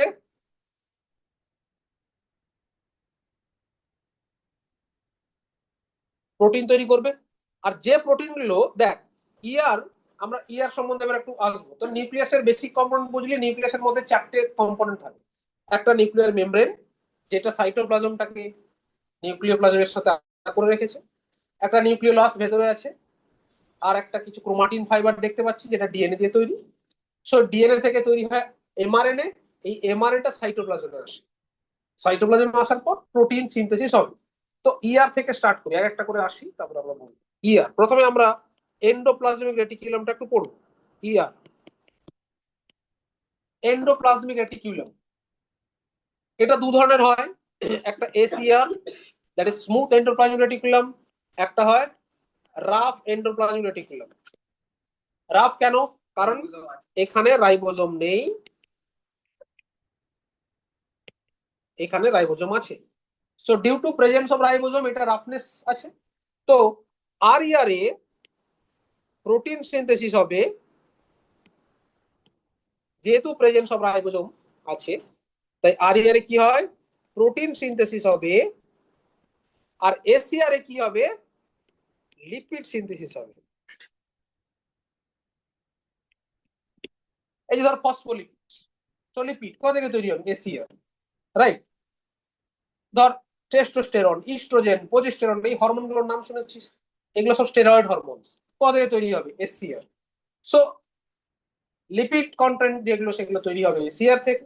protein content, enzyme, all enzymes, মানে দু একটা এনজাইম ছাড়া nearly all enzymes are proteinaceous. So protein enzyme কোথা থেকে তৈরি হবে, আরইআর। তাহলে প্রোটিন সিনথেসিস করবে RER due to presence of ribosome, lipid synthesis কে করবে এসিআর। আচ্ছা, কম্পোনেন্ট কি আছে, বেসিক কম্পোনেন্ট অফ ইয়ার এর, ইয়ার এর মেইনলি 3টে কম্পোনেন্ট। এই ইয়ার 3টে কম্পোনেন্ট দিয়ে তৈরি, কি কি আছে, এরকম স্যাক লাইক স্ট্রাকচার হয়, এই স্যাকটাকে বলা হয় সিস্টার। এটা যদি ব্রাঞ্চড হয়, এটাকে বলা হয় টিবিউল। আর এইরকম গোল গোল স্ট্রাকচার আছে, তাকে বলা হয় বেসিক। তো এই 3টে কম্পোনেন্ট দিয়ে তৈরি হয় ইয়ার। ইয়ারে 3টে স্ট্রাকচার, মানে 3টে পার্ট আছে, 3টে কম্পোনেন্ট। একটা স্যাক লাইক স্ট্রাকচার, তাকে বলে সিস্টার্নি। একটা ব্রাঞ্চ স্ট্রাকচার, তাকে বলে টিবিউল। আর একটা হচ্ছে dotted dotted vesicular structure, right. তো সিস্টার্নি, টিবিউলস এন্ড ভেসিকলস, এই 3টে দিয়েই আমার ইয়ার তৈরি। এই যে ইয়ার, আর ইয়ার এসিয়ারে, এই যে সিস্টার্নি, সিস্টার্নি সব থেকে বেশি থাকবে কোথায়? আরিয়ার। আর টিবিউলস এই ডায়াগ্রামেই আমরা করেছি, দেখ ব্রাঞ্চ স্ট্রাকচারটা কোথায় দেখতে পাচ্ছিস? এসিআর দেখতে পাচ্ছিস। তো টিবিউলস সব থেকে মেজরিটি থাকবে কোথায়? এসিআর। মানে টিবিউলস, মেজরিটি অফ টিবিউলস কোথায় পাবো? SER. More amount of more tubules কোথায় পাবো? এসিআর। আর মোর সিস্টার্নি কোথায় পাবো? আরিয়ার। সব থেকে বেশি সিস্টার্নি পাবো আরিয়ারে, আর সব থেকে বেশি টিবিউলস পাবো কোথায়?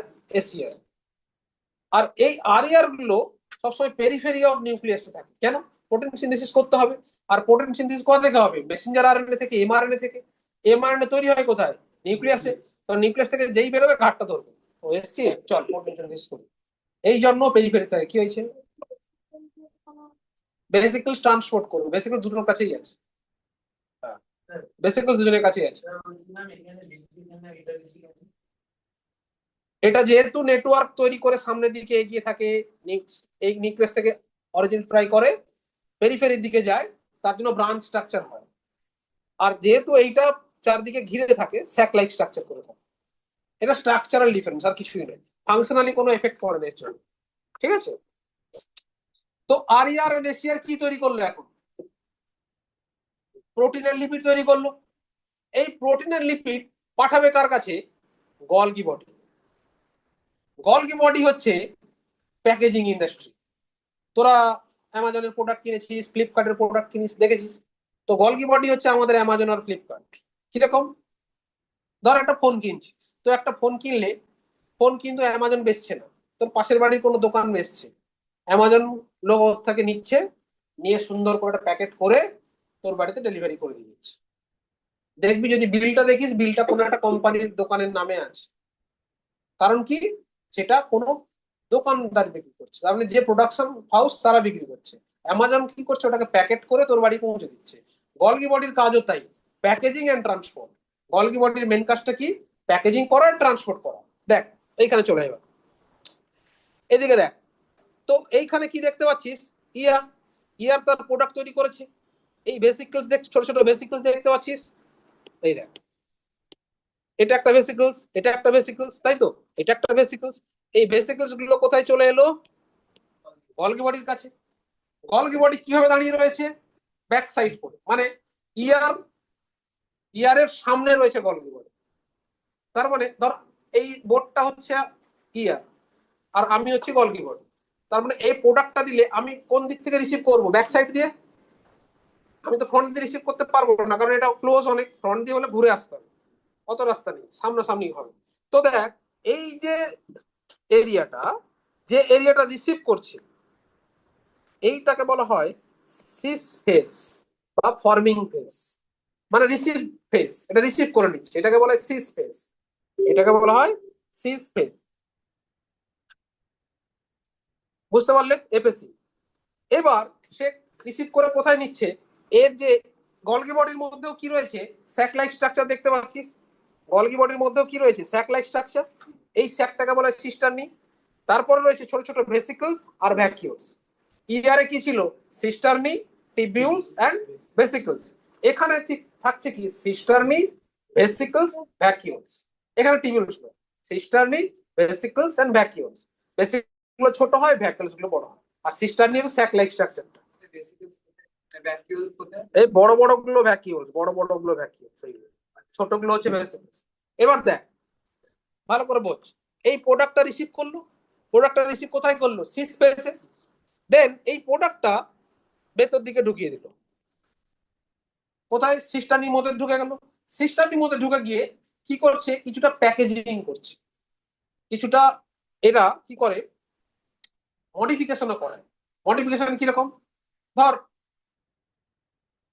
এইখান থেকে কি নিচ্ছে? এসিআর থেকে লিপিড নিল, আর এসিআর থেকে লিপিড নেওয়ার পর সেই লিপিডের সঙ্গে ফসফেট জুড়ে দেওয়া, দিলে কি হয়ে যাবে? ফসফোলিপিড হয়ে গেল।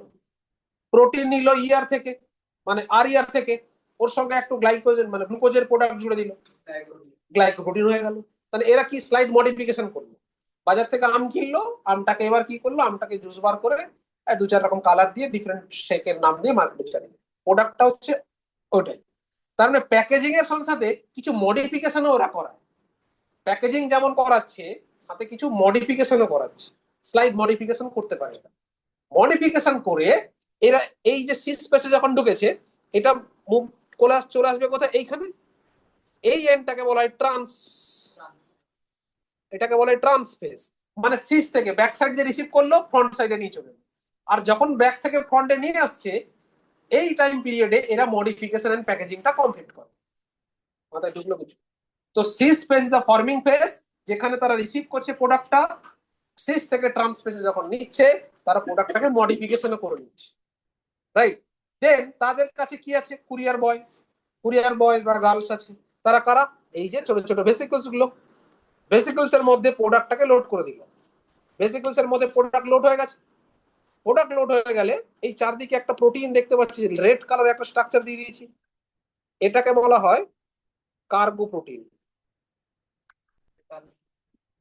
কার্গো প্রোটিন যতক্ষণ না বাইন্ড করবে, বেসিক্যালিটা ট্রান্সপোর্ট হবে না। দেখবি না আমাদের কার্গো ভ্যান যায়, কার্গো ভ্যানের কাজ কি? কোনো কিছু প্রোডাক্ট নিয়ে যাচ্ছে। তো এই কার্গো প্রোটিনটা ভেসিকলস এর চারদিকে জয়েন হয়ে যাবে, তখন ভেসিকলসটা এবার মুভ করবে toward the cell membrane. Cargo protein join না অবধি বেসিক্যাল মুভ করবে না। কার্গো প্রোটিনের কাজটা কি? এটা ট্রান্সপোর্ট করবে ভেসিকলসটা মুভমেন্ট করতে টুয়ার্ডস দ্য সেল মেমব্রেন। এবার দেখ আস্তে আস্তে সেল মেমব্রেনের দিকে আসছে। এইবার সেল মেমব্রেনে চলে এলো, সেল মেমব্রেনে এরা ডকিং হবে, এন্ড সেল মেমব্রেনে কি করবে? ডিফিউজ করে প্রোডাক্টটা বার করে দিল। ধর একটা এনজাইম তৈরি করেছিল, সেই এনজাইমটা বার করে দিল, ডিফিউজ করে দিল। ধর একটা হরমোন তৈরি করছিল, সেটা ডিফিউজ করে ব্লাড ভেসেলসে দিয়ে দিল।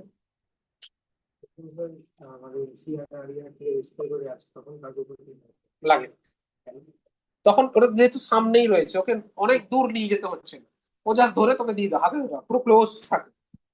এবার এই গলগি বডি আর একটা সেল অর্গানেলি তৈরি করে, তার নাম হচ্ছে লাইসোজোম। লাইসোজোম কে তৈরি করে? গলগি বডি তৈরি করে। এই লাইসোজোম কি থাকে? What is lysosome? লাইসোজোম একটা থলির মতো, বুঝলি, যার মধ্যে around 50 types of hydrolytic enzyme থাকে। 50 ধরনের কাছাকাছি হাইড্রোলাইটিক এনজাইম জলের প্রেজেন্সে ওরা কাজ করতে পারে, অ্যাসিডিক নেচার, বুঝলি, স্লাইডলি অ্যাসিডিক ইয়েতে কাজ করতে পারে। এই এনজাইম গুলো এইখানে, এই এই যে লাইসোজোমটা দেখ, এই লাইসোজোমটা কোথা থেকে তৈরি হয়েছে? গলগি বডি থেকে। কারণ গলগি বডির মধ্যে কে এসেছিল? এনজাইম গুলো এসেছিল। সেই এনজাইম গুলো নিয়ে একটা সুন্দর প্যাকেজ বানিয়েছে, যার নাম হচ্ছে লাইসোজোম। এই লাইসোজোমকে বলা হয় প্রাইমারি লাইসোজোম, বা 1 ডিগ্রি আমি লিখলাম প্রাইমারি লাইসোজোম, কারণ এ এখনো কারোর সঙ্গে ফিউজ করেনি। এদিকে দেখ সেল মেমব্রেনটার মধ্যে একটা এন্ডোসাইটোসিস হয়েছে, একটা ফুড পার্টিকেল, এটা একটা ফুড পার্টিকেল। তো ফুড পার্টিকেল ঢুকেছে এন্ডোসাইটোসিস প্রসেসে, এটা ফুড পার্টিকেলটা। এবার দেখ প্রাইমারি লাইসোজোমটাই ফুড পার্টিকেলের সঙ্গে জয়েন করে গেছে, জয়েন করেছে না এটা, এটাকে তখন বলবো সেকেন্ডারি লাইসোজোম। এটাকে কি বলবো? Secondary lysosome.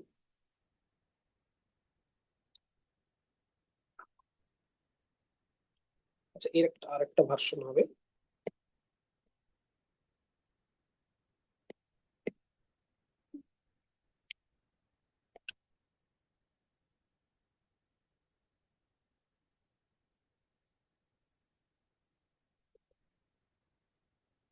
ঠিক আছে, তাহলে প্রাইমারি লাইসোজোম কি ছিল? জাস্ট ফর্মিং লাইসোজোম, যেটা ফর্মড হয়েছে, নেইভ লাইসোজোম, যেটা এখনো কোনো ফুড পার্টিকেল বা কোনো প্যাথোজেন কারোর সঙ্গে জয়েন করেনি। যখন কোনো ফুড পার্টিকেলের সঙ্গে জয়েন করে গেল, তার নাম কি হয়ে গেল? Secondary lysosome. এবার সেকেন্ডারি লাইসোজোমের দুটো ফেট হতে পারে, ইদার সে ফুড পার্টিকেল গুলো ভেঙে দিতে পারে এনজাইম ইউজ করে, বা না ভাঙতেও পারে, মানে হয়তো ভাঙতে পারলো না, হতেও পারে। যদি ফুড পার্টিকেল গুলো ভেঙে দেয়, তখন তাকে বলা হয়, এইটাকে বলা হয় রেসিডুয়াল বডি। এটা কি বলা হয়? Residual body. কারণ দেখ ফুড পার্টিকেল গুলো ভেঙে দিয়েছে, এনজাইমেটিক রিঅ্যাকশন করে ভেঙে দিয়েছে, তাই এটাকে রেসিডুয়াল বডি বলছে। এন্ড রেসিডুয়াল বডি আলটিমেটলি কি হচ্ছে? দেখ সেল মেমব্রেনটা, আবার দেখ সেল মেমব্রেনটা ধার নিয়েছিল আসার সময়, তাকে তো ফিরিয়ে দিতে হবে, নইলে কি হবে? সেলের সাইজ চেঞ্জ হয়ে যাবে। তো এবার কি হবে? সেল মেমব্রেন তার প্রোডাক্ট গুলো বের করে দেবে, মানে সেল মেমব্রেন দিয়ে সেল মেমব্রেন ফিরে যাবে সেল মেমব্রেনের কাছে, আর রেসিডুয়াল বডি থেকে যে ডাইজেস্টেড প্রোডাক্টটা বাইরে বের করে দিল। এই তো রেসিডুয়াল বডির মধ্যে কি আছে? এই ফুড পার্টিকেলটা ভেঙে দিয়েছে, ভেঙে দিয়ে তার প্রোডাক্টটাকে বাইরে বের করে দিল। ইদার আর একটা হতে পারে কেস সে ভাঙতে পারেনি, তখন এই কন্ডিশনে থেকে যায়, তখন তাকে আমরা বলি টারসিয়ারি লাইসোজোম। এই লাইসোজোমের টাইপসটা বুঝতে পারোনি কে বলো? আমি আবার বলছি, প্রাইমারি লাইসোজোম মানে কি? নেইভ লাইসোজোম, সে এখনো কোনো ফুড পার্টিকেলের সঙ্গে জয়েন করতে পারেনি, জাস্ট ফর্ম করেছে, that is primary form. Second lysosome মানে কোনো ফুড পার্টিকেলের সঙ্গে সে জয়েন করলো, দ্যাট ইজ সেকেন্ডারি ফর্ম, মানে lysosome along with the endocytosis হওয়া যে সেল স্ট্রাকচারটা জয়েন করেছে, সেটা সেকেন্ডারি লাইসোজোম। এর দুটো ফেট হতে পারে, ইদার এটা ভেঙে দিতে পারে বা না ভেঙে লং টাইম থেকে যেতে পারে। যদি ভেঙে দেয়, এই টুকরো টুকরো কন্ডিশনে থাকা লাইসোজোমটাকে কি বলা হয়? Residual bodies. আর যদি না ভাঙতে পারে তখন সেটা টারসিয়ারি লাইসোজোম সেটা থেকে যাবে। আর যদি ভেঙে দিতে পারে, সে কি করবে? সেল মেমব্রেনটাকে প্রোডাক্টটা বার করে দেবে। কোনটা? ও থেকে যায়, এইভাবে থেকে যাবে। একটা সেলের তো লাইফ স্প্যান থাকে, 1000 বছর বাঁচতে পারে না। এভরি সেলের একটা স্পেসিফিক লাইফ স্প্যান আছে, সে যখন সেল মরবে সেও মরবে।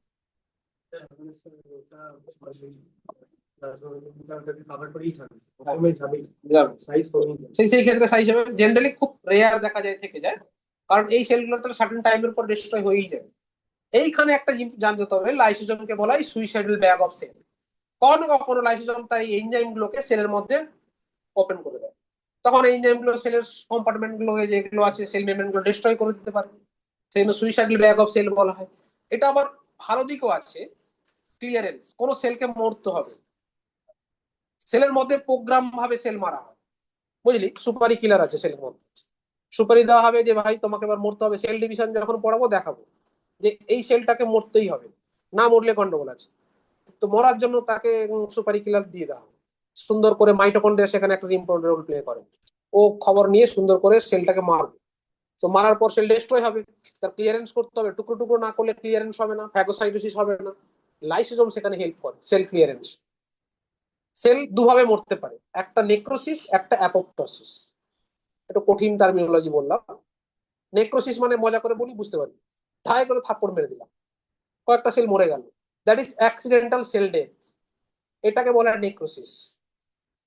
আর সেল প্রোগ্রাম করে সুপারি দিয়ে একজনকে মারলো, দ্যাট ইজ অ্যাপোপ্টোসিস। বুঝলি? কঠিন নাম দিলে বায়োলজি বায়োলজি লাগে না, না? তোরা এমনি বায়োলজিটাকে সোজা সাবজেক্ট ভাবিস, কঠিন কঠিন নাম দিয়ে তোদের একটা কঠিন করে শেখানো।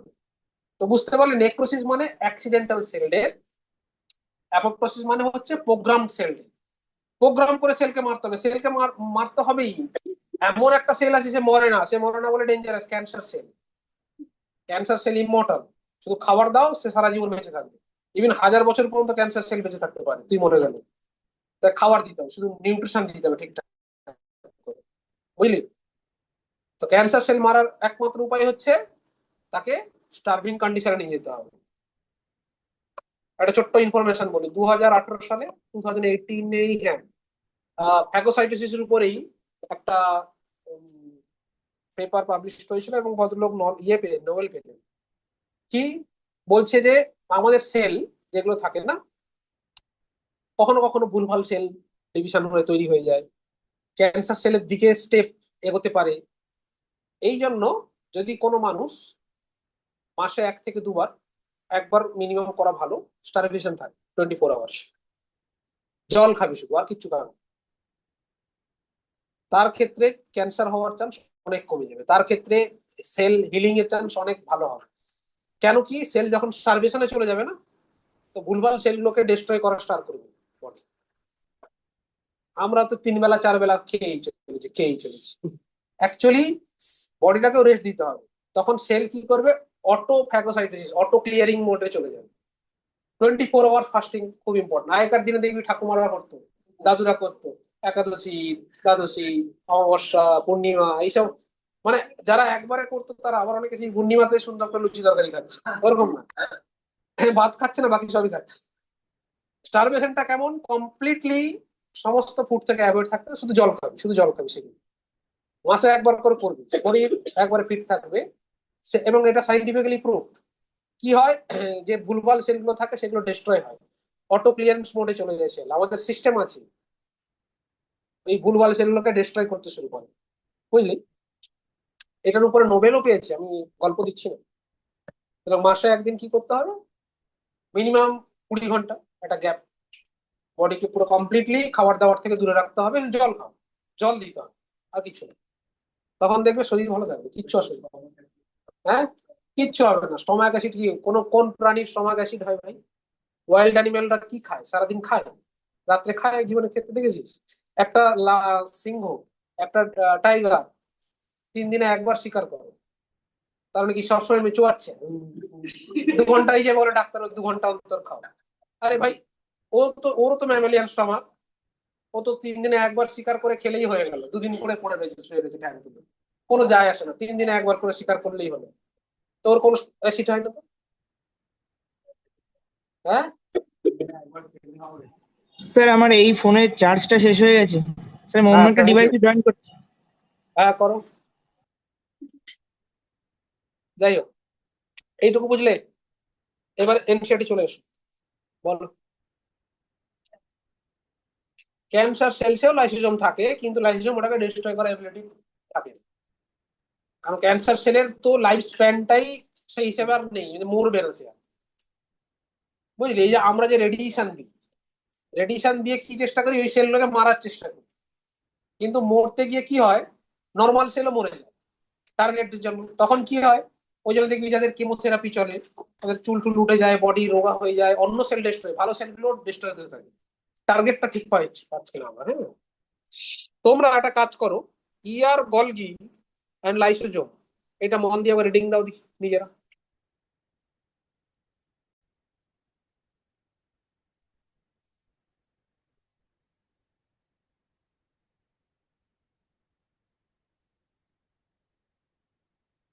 অ্যান্সারই দিবেন। এই দেখ, the endomembrane system include endoplasmic reticulum, Golgi complex, lysosome, vacuoles। মাথায় থাকবে GERL along with vacuoles। Mitochondria, chloroplast এগুলো কিচ্ছু ঢুকবে না, ঠিক আছে? তো এরা একসাথে কাজ করে বলে এদেরকে একসাথে গার্ল কমপ্লেক্সও বলা হয়, GERL কমপ্লেক্সও বলা হয়। Golgi body, endomembrane reticulum and lysosome works togetherly, that is why এটা একসাথে GERL সিস্টেমও বলা হয়। ক্লিয়ার হলো? আচ্ছা, ফার্স্টে দেখ এন্ডোপ্লাজমিক রেটিকুলাম লিখেছে, electron microscopic study of eukaryotic cells reveal the presence of network or reticulum, tiny tubular structure attached to the cytoplasm, that is called endoplasmic reticulum। Endo মানে ভেতরে, এন্ডোপ্লাজম, সাইটোপ্লাজমের দুটো পার্ট হয়, একটা পেরিফেরির দিকে হয় এক্টোপ্লাজম, ভেতর দিকটাকে বলা হয় এন্ডোপ্লাজম। তাই এন্ডোপ্লাজমের মধ্যে নেটওয়ার্ক লাইক স্ট্রাকচার থাকে বলে এন্ডোপ্লাজমিক রেটিকুলাম নামটা এই জন্যই। বুঝলে কেন এরকম নাম হয়েছে ইয়ারের? একটা সেলের পেরিফেরির দিকে যে লিকুইডটাকে বলা হয় এক্টোপ্লাজম, আর ভেতরের দিকে লিকুইডটাকে বলা হয় এন্ডোপ্লাজম। তো এন্ডোপ্লাজমের মধ্যে একটা নেটওয়ার্ক লাইক স্ট্রাকচার থাকে, reticulum like, thread like structure হয়, তার জন্য এর নাম হয়েছে endoplasmic reticulum. ER divides the intracellular space into two distinct compartment, একটা luminal and extra luminal. Luminal মানে কি, সিস্টার্নির মধ্যে যে স্ট্রাকচার গুলো লুমিনালের মধ্যে আছে লুমিনাল, সিস্টার্নির বাইরের স্ট্রাকচারটাকে কি বলা হচ্ছে, extra luminal surface. So the ER often shows the ribosome attached to the outer surface। যদি রাইবোজোম অ্যাটাচ থাকে তখন তাকে কি বলবো, RER। The endoplasmic reticulum bearing ribosomes on the surface, that is called RER। আর অ্যাবসেন্স থাকলে তখন কি বলবো, SCR। RER frequently observed in the cells actively involved in the protein synthesis, কারণ কি রাইবোজোম প্রোটিন সিনথেসিস করে, তাই RER প্রোটিন সিনথেসিস করছে and secretion, and they extensive and continuous with outer membrane of the nucleus। Outer membrane of নিউক্লিয়াসে থাকে। কেন, রিজনটা বলেছি, কারণ এমআরএনএ প্রোডাকশন হয় উইথিন দ্য নিউক্লিয়াস। এমআরএনএ যতক্ষণ না বেরোবে ততক্ষণ প্রোটিন সিনথেসিস হবে না, এমআরএনএ বেরোলেই প্রোটিন সিনথেসিস করতে হবে, তাই সে সেখানে বসে থাকে। A smooth endoplasmic reticulum is major site of synthesis lipid. In animal cells, lipid like steroid hormones synthesized within the SCR। বুঝেছো? আর Golgi, Camillo Golgi first discover করেছিল, তো অ্যাকর্ডিং টু হিজ নেম এটা গলগি বডিজ বা Golgi apparatus বলা হয়। Later named Golgi bodies after him।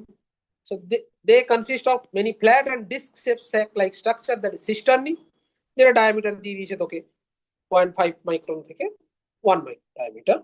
These are stacked or parallel each other, stacking করে থাকে parallelly। So vary number and cisternae present in the Golgi complex, এই cisternae vary করে, cell to cell vary করতে পারে একটু। So the Golgi cisternae are concentrically arrange nucleus with distinct shape. আচ্ছা, এইখানে দুটো জিনিস আছে, কনভেক্স আর কনকেভ, বুঝলি? কনভেক্স আর কনকেভ। কেভ মানে কি রে? নর্মাল কেভ কাকে বলে? গুহা, তাই না? Cave, CAB cave. তাহলে ভেতরের দিকে যেটা ঢুকছে সেটা কি হবে?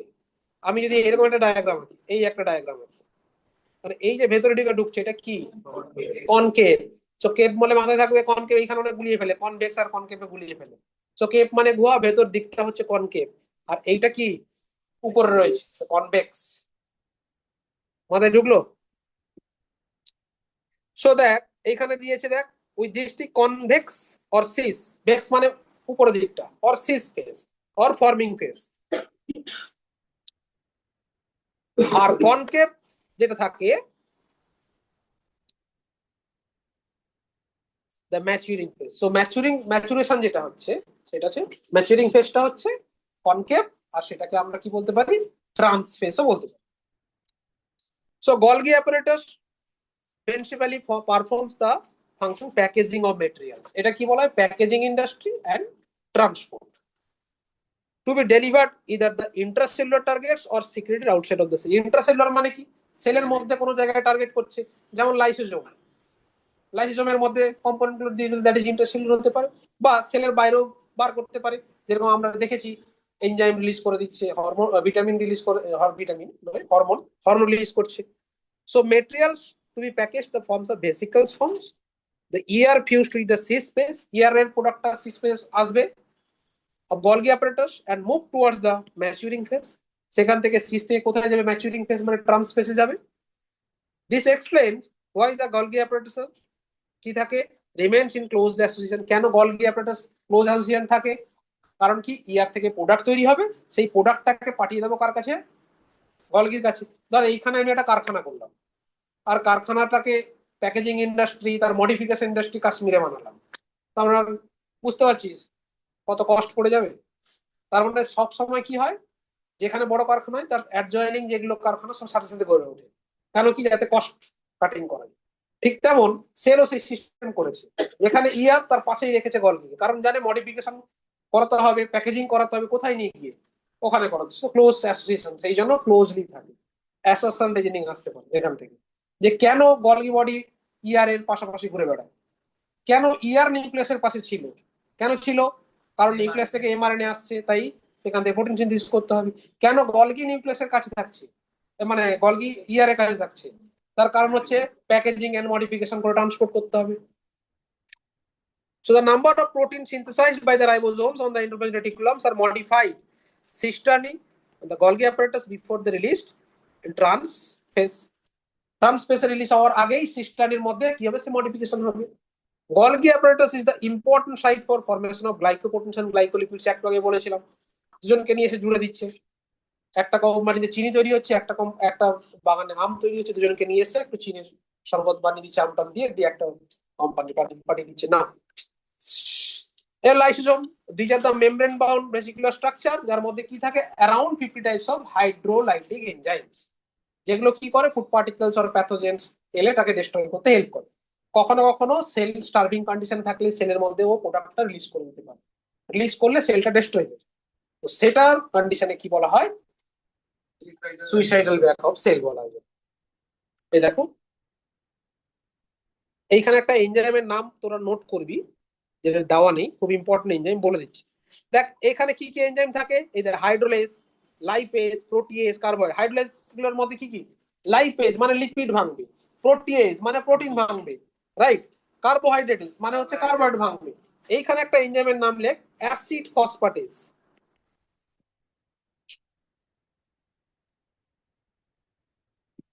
এটা থাকে এর মধ্যে, বুঝলে? অ্যাসিড ফসফেটেজ, এটা মোস্ট অফ দ্য কম্পোনেন্টকে ভেঙে দিতে পারে।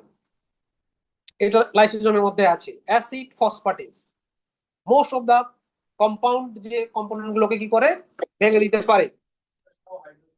হ্যাঁ, তো this enzymes are capable digesting carbohydrate, protein, lipids আর নিউক্লিক অ্যাসিড, এগুলোকে ভাঙতে পারে, বুঝলে? আর একটা পার্ট আছে, সেটা হচ্ছে ভ্যাকিউলস। ভ্যাকিউলস কি থাকে? প্ল্যান্টে অনেক বড় হয়, অ্যানিমেলের ক্ষেত্রে ছোট ছোট ভ্যাকিউলস হয়। আর এই ভ্যাকিউলস গুলো স্টোরেজ করতে হেল্প। এই ভ্যাকিউলস এর চারদিকে একটা লেয়ার থাকে, is very important, that is tonoplast. দেখ vacuoles are the membrane bound space found in the cytoplasm. It contains water, sap, sap মানে হচ্ছে নিউট্রিয়েন্টস প্লাস জল প্ল্যান্টের ক্ষেত্রে। এক্সক্রিটরি প্রোডাক্ট, প্ল্যান্টের তো কোনো এক্সক্রিটরি অর্গান নেই, প্ল্যান্ট কি করে, they store their excretory products within the vacuoles. এই জন্য প্ল্যান্টের ক্ষেত্রে এক্সক্রিটরি অর্গান হিসেবে ওটা কাজ করে কিছুটা হলো, মানে ভ্যাকিউলসটা বড় হয়। আমাদের ক্ষেত্রে যেহেতু এক্সক্রিটরি অর্গান আছে, বারবার বের করে দিতে পারি প্রোডাক্টটাকে থ্রু সোয়েট, থ্রু ইউরিন, তো তার জন্য আমাদের ভ্যাকিউল গুলো ছোট ছোট, ওদের রিজার্ভ ফুড রাখতে হেল্প করে, ফুড স্টোর করতে হেল্প করে ফিউচারের জন্য। এইখানে দেখো vacuoles bounded by single layer, that is called tonoplast, is very important. একটা লেয়ার থাকে, তাই কি বলা হয়, tonoplast. So in the plant cell vacuoles can occupy 90% of the cell volume. Plant সেলের মধ্যে 90%ই ভ্যাকিউল রয়ে গেল, আর বাদ বাকি যা আছে সাইটোপ্লাজম এন্ড সেল এগুলো রয়েছে। বুঝলে, ম্যাচিওর যত থাকবে একটা ম্যাচিউরিং কন্ডিশনে, আমি কি বলেছিলাম, সেলের প্ল্যান্ট সেলে তিনটে ফেজ বলেছিলাম, cell division, cell elongation, maturation. তো সেল ডিভিশন স্টেজে ভ্যাকিউল ছোট হয়, যখন ম্যাচুরেশন হবে তখন ভ্যাকিউলের সাইজ বড় হয়ে যায়, আর নিউক্লিয়াসটাকে পেরিফেরির দিকে ঠেলে দেয়। সেলের কথা, সেলের লম্বাই বাড়ছে, বাড়ছে দেখো মাম্মি সুন্দর করে হরলিক্স খাচ্ছে, বেড়ে চলেছে। So the in plants tonoplast facilitates the transport of number of ions, কারণ সেল মেমব্রেনের মতো ছোট্ট একটা মেমব্রেন রয়েছে, আয়ন ট্রান্সপোর্ট করতে হেল্প করে, and other materials against the concentration gradient, কারণ ওখানে যে প্রোডাক্টগুলো জমছে সেখানে তো কনসেন্ট্রেশন বাড়ছে, ও বাইরে থেকে কম কনসেন্ট্রেশন থেকে ও ঠেলে ঠেলে ঠেলে ঢোকাতে হেল্প করে, active process into the vacuoles. Hence, their concentration is significantly higher in the vacuole than the cytoplasm. সাইটোপ্লাজমে থেকেও এখানে কনসেন্ট্রেশন গ্র্যাজুয়ালি বাড়তে হেল্প করে। এই যে অ্যামিবার ক্ষেত্রে একটা স্পেশাল টাইপ অফ ভ্যাকিউল থাকে, contractile vacuole, the important for osmoregulation. অ্যামিবার থাকে কোথায়, মেইনলি ওয়াটার কন্ডিশনে থাকে, জলের দিকে। তো বাইরের জলের যদি লিকুইড বেশি হয়, মানে সলভেন্ট বেশি হয়, আর ভেতরে যদি সলভেন্ট কম হয়, বাইরে থেকে জল ঢুকে ফুলে বাস্ট হয়ে যেত অ্যামিবা। অ্যামিবা কি করেছে, অসমো রেগুলেশন করে, বাইরে আর ভেতরে জলের কনসেন্ট্রেশনটাকে অলওয়েজ মেনটেন করতে শুরু করে। এই অসমো রেগুলেশনের জন্য তারা একটা ভ্যাকিউল দেখে, তার নাম হচ্ছে কন্ট্রাক্টাইল ভ্যাকিউল, বাড়ে কমে সাইজ করে নিজেকে বাইরের জলের আর ভেতরের জলের একটা আইসো ফর্মে নিয়ে আসে, আইসো অসমোটিক ফর্মে নিয়ে আসে, আইসোটনিক ফর্মে নিয়ে আসে, যার জন্য কি হয়, অ্যামিবা তার শেপটাকে চেঞ্জ করতে পারে এবং সে সার্ভাইভ করতে পারে। আর না করতে পারলে সে জল ঢুকে ফেটে যেত। অ্যামিবা একটা সিঙ্গেল সেল, বুঝছো, যেমন আরবিসি, একটা জলের মধ্যে ফেলে দিলে আরবিসি ফেটে যায়, কেন ফেটে যায়, বাইরে জল বেশি, মানে সলভেন্ট বেশি, আরবিসির মধ্যে সলভেন্টটা কম, তখন জল ঢুকে যাবে, সে বাস্ট হয়ে যায়। কিন্তু এর নিজেকে কন্ট্রোল করতে পারে কেন, কারণ এর মধ্যে কি রয়েছে, কন্ট্রাক্টাইল ভ্যাকিউল, আমাদের ঢুকেছে একটু। এছাড়াও মেনি প্রোটিস্টের ক্ষেত্রে food vacuoles are formed by engulfing of food particles, কারণ প্রোটিস্ট কি করে, ফ্যাগোসাইটোসিস করে, তাদের মুখটুক নেই খাওয়ার জন্য, phagocytosis, engulfing of solid material, এরকম করে ফ্যাগোজোম হাত বাড়িয়ে দেয়, সিডোপোডিয়া বাড়িয়ে দেয়, সিডোপোডিয়া দিয়ে এনগালফ করে খেয়ে নেয়। অ্যামিবার ক্লাস 10 সিলেবাসে ছিল না, সেটা ফ্যাগোসাইটোসিস। এন্ডোসাইটোসিস সেল মেমব্রেন দিয়ে শুধু ফুড পার্টিকেলটা ওইটুকু ঢোকে, ওটা সিডোপোডিয়া তৈরি করে না। সিডোপোডিয়া মানে একটা ফলস ফুডের মতো তৈরি করে অ্যামিবা। ক্লাস 10-এ ছিল মনে পড়ে, ইউনিসেলুলার অর্গানিজম কি করে নিউট্রিশন নিচ্ছে, একটা ছবিই ছিল সিবিএসসি বোর্ডে, এরকম অ্যামিবা ছিল, এরকম একটা অ্যামিবা ছিল। অ্যামিবা কি করে এরকম সুন্দর করে হাত বাড়াচ্ছে, আয় বন্ধু আয়, ফ্রেন্ড রিকোয়েস্ট পাঠিয়েছে, এইবার কি হবে, যেই অ্যাকসেপ্ট করবে গিলে খাবে, গল্প শেষ, তারপর ডাইজেস্ট করে বার করে দেবে, নেক্সট বন্ধু হবে টার্গেট। যাই হোক বেটা, বুঝলে তো ফ্যাগোসাইটোসিস, বলো।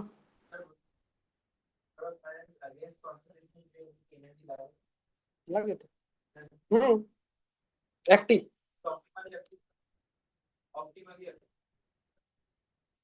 অ্যাক্টিভ কেন বলা হচ্ছে, কারণ হচ্ছে কনসেন্ট্রেশন গ্রেডিয়েন্টের এগেইনস্ট, বুঝতে পারলে, কারণ কি ভেতরে কনসেন্ট্রেশন বাড়ছে গ্র্যাজুয়ালি, আর কম থেকে বেশির দিকে আমরা দিচ্ছি, তার জন্য আমাকে পুশ করতে হবে। কোনটা,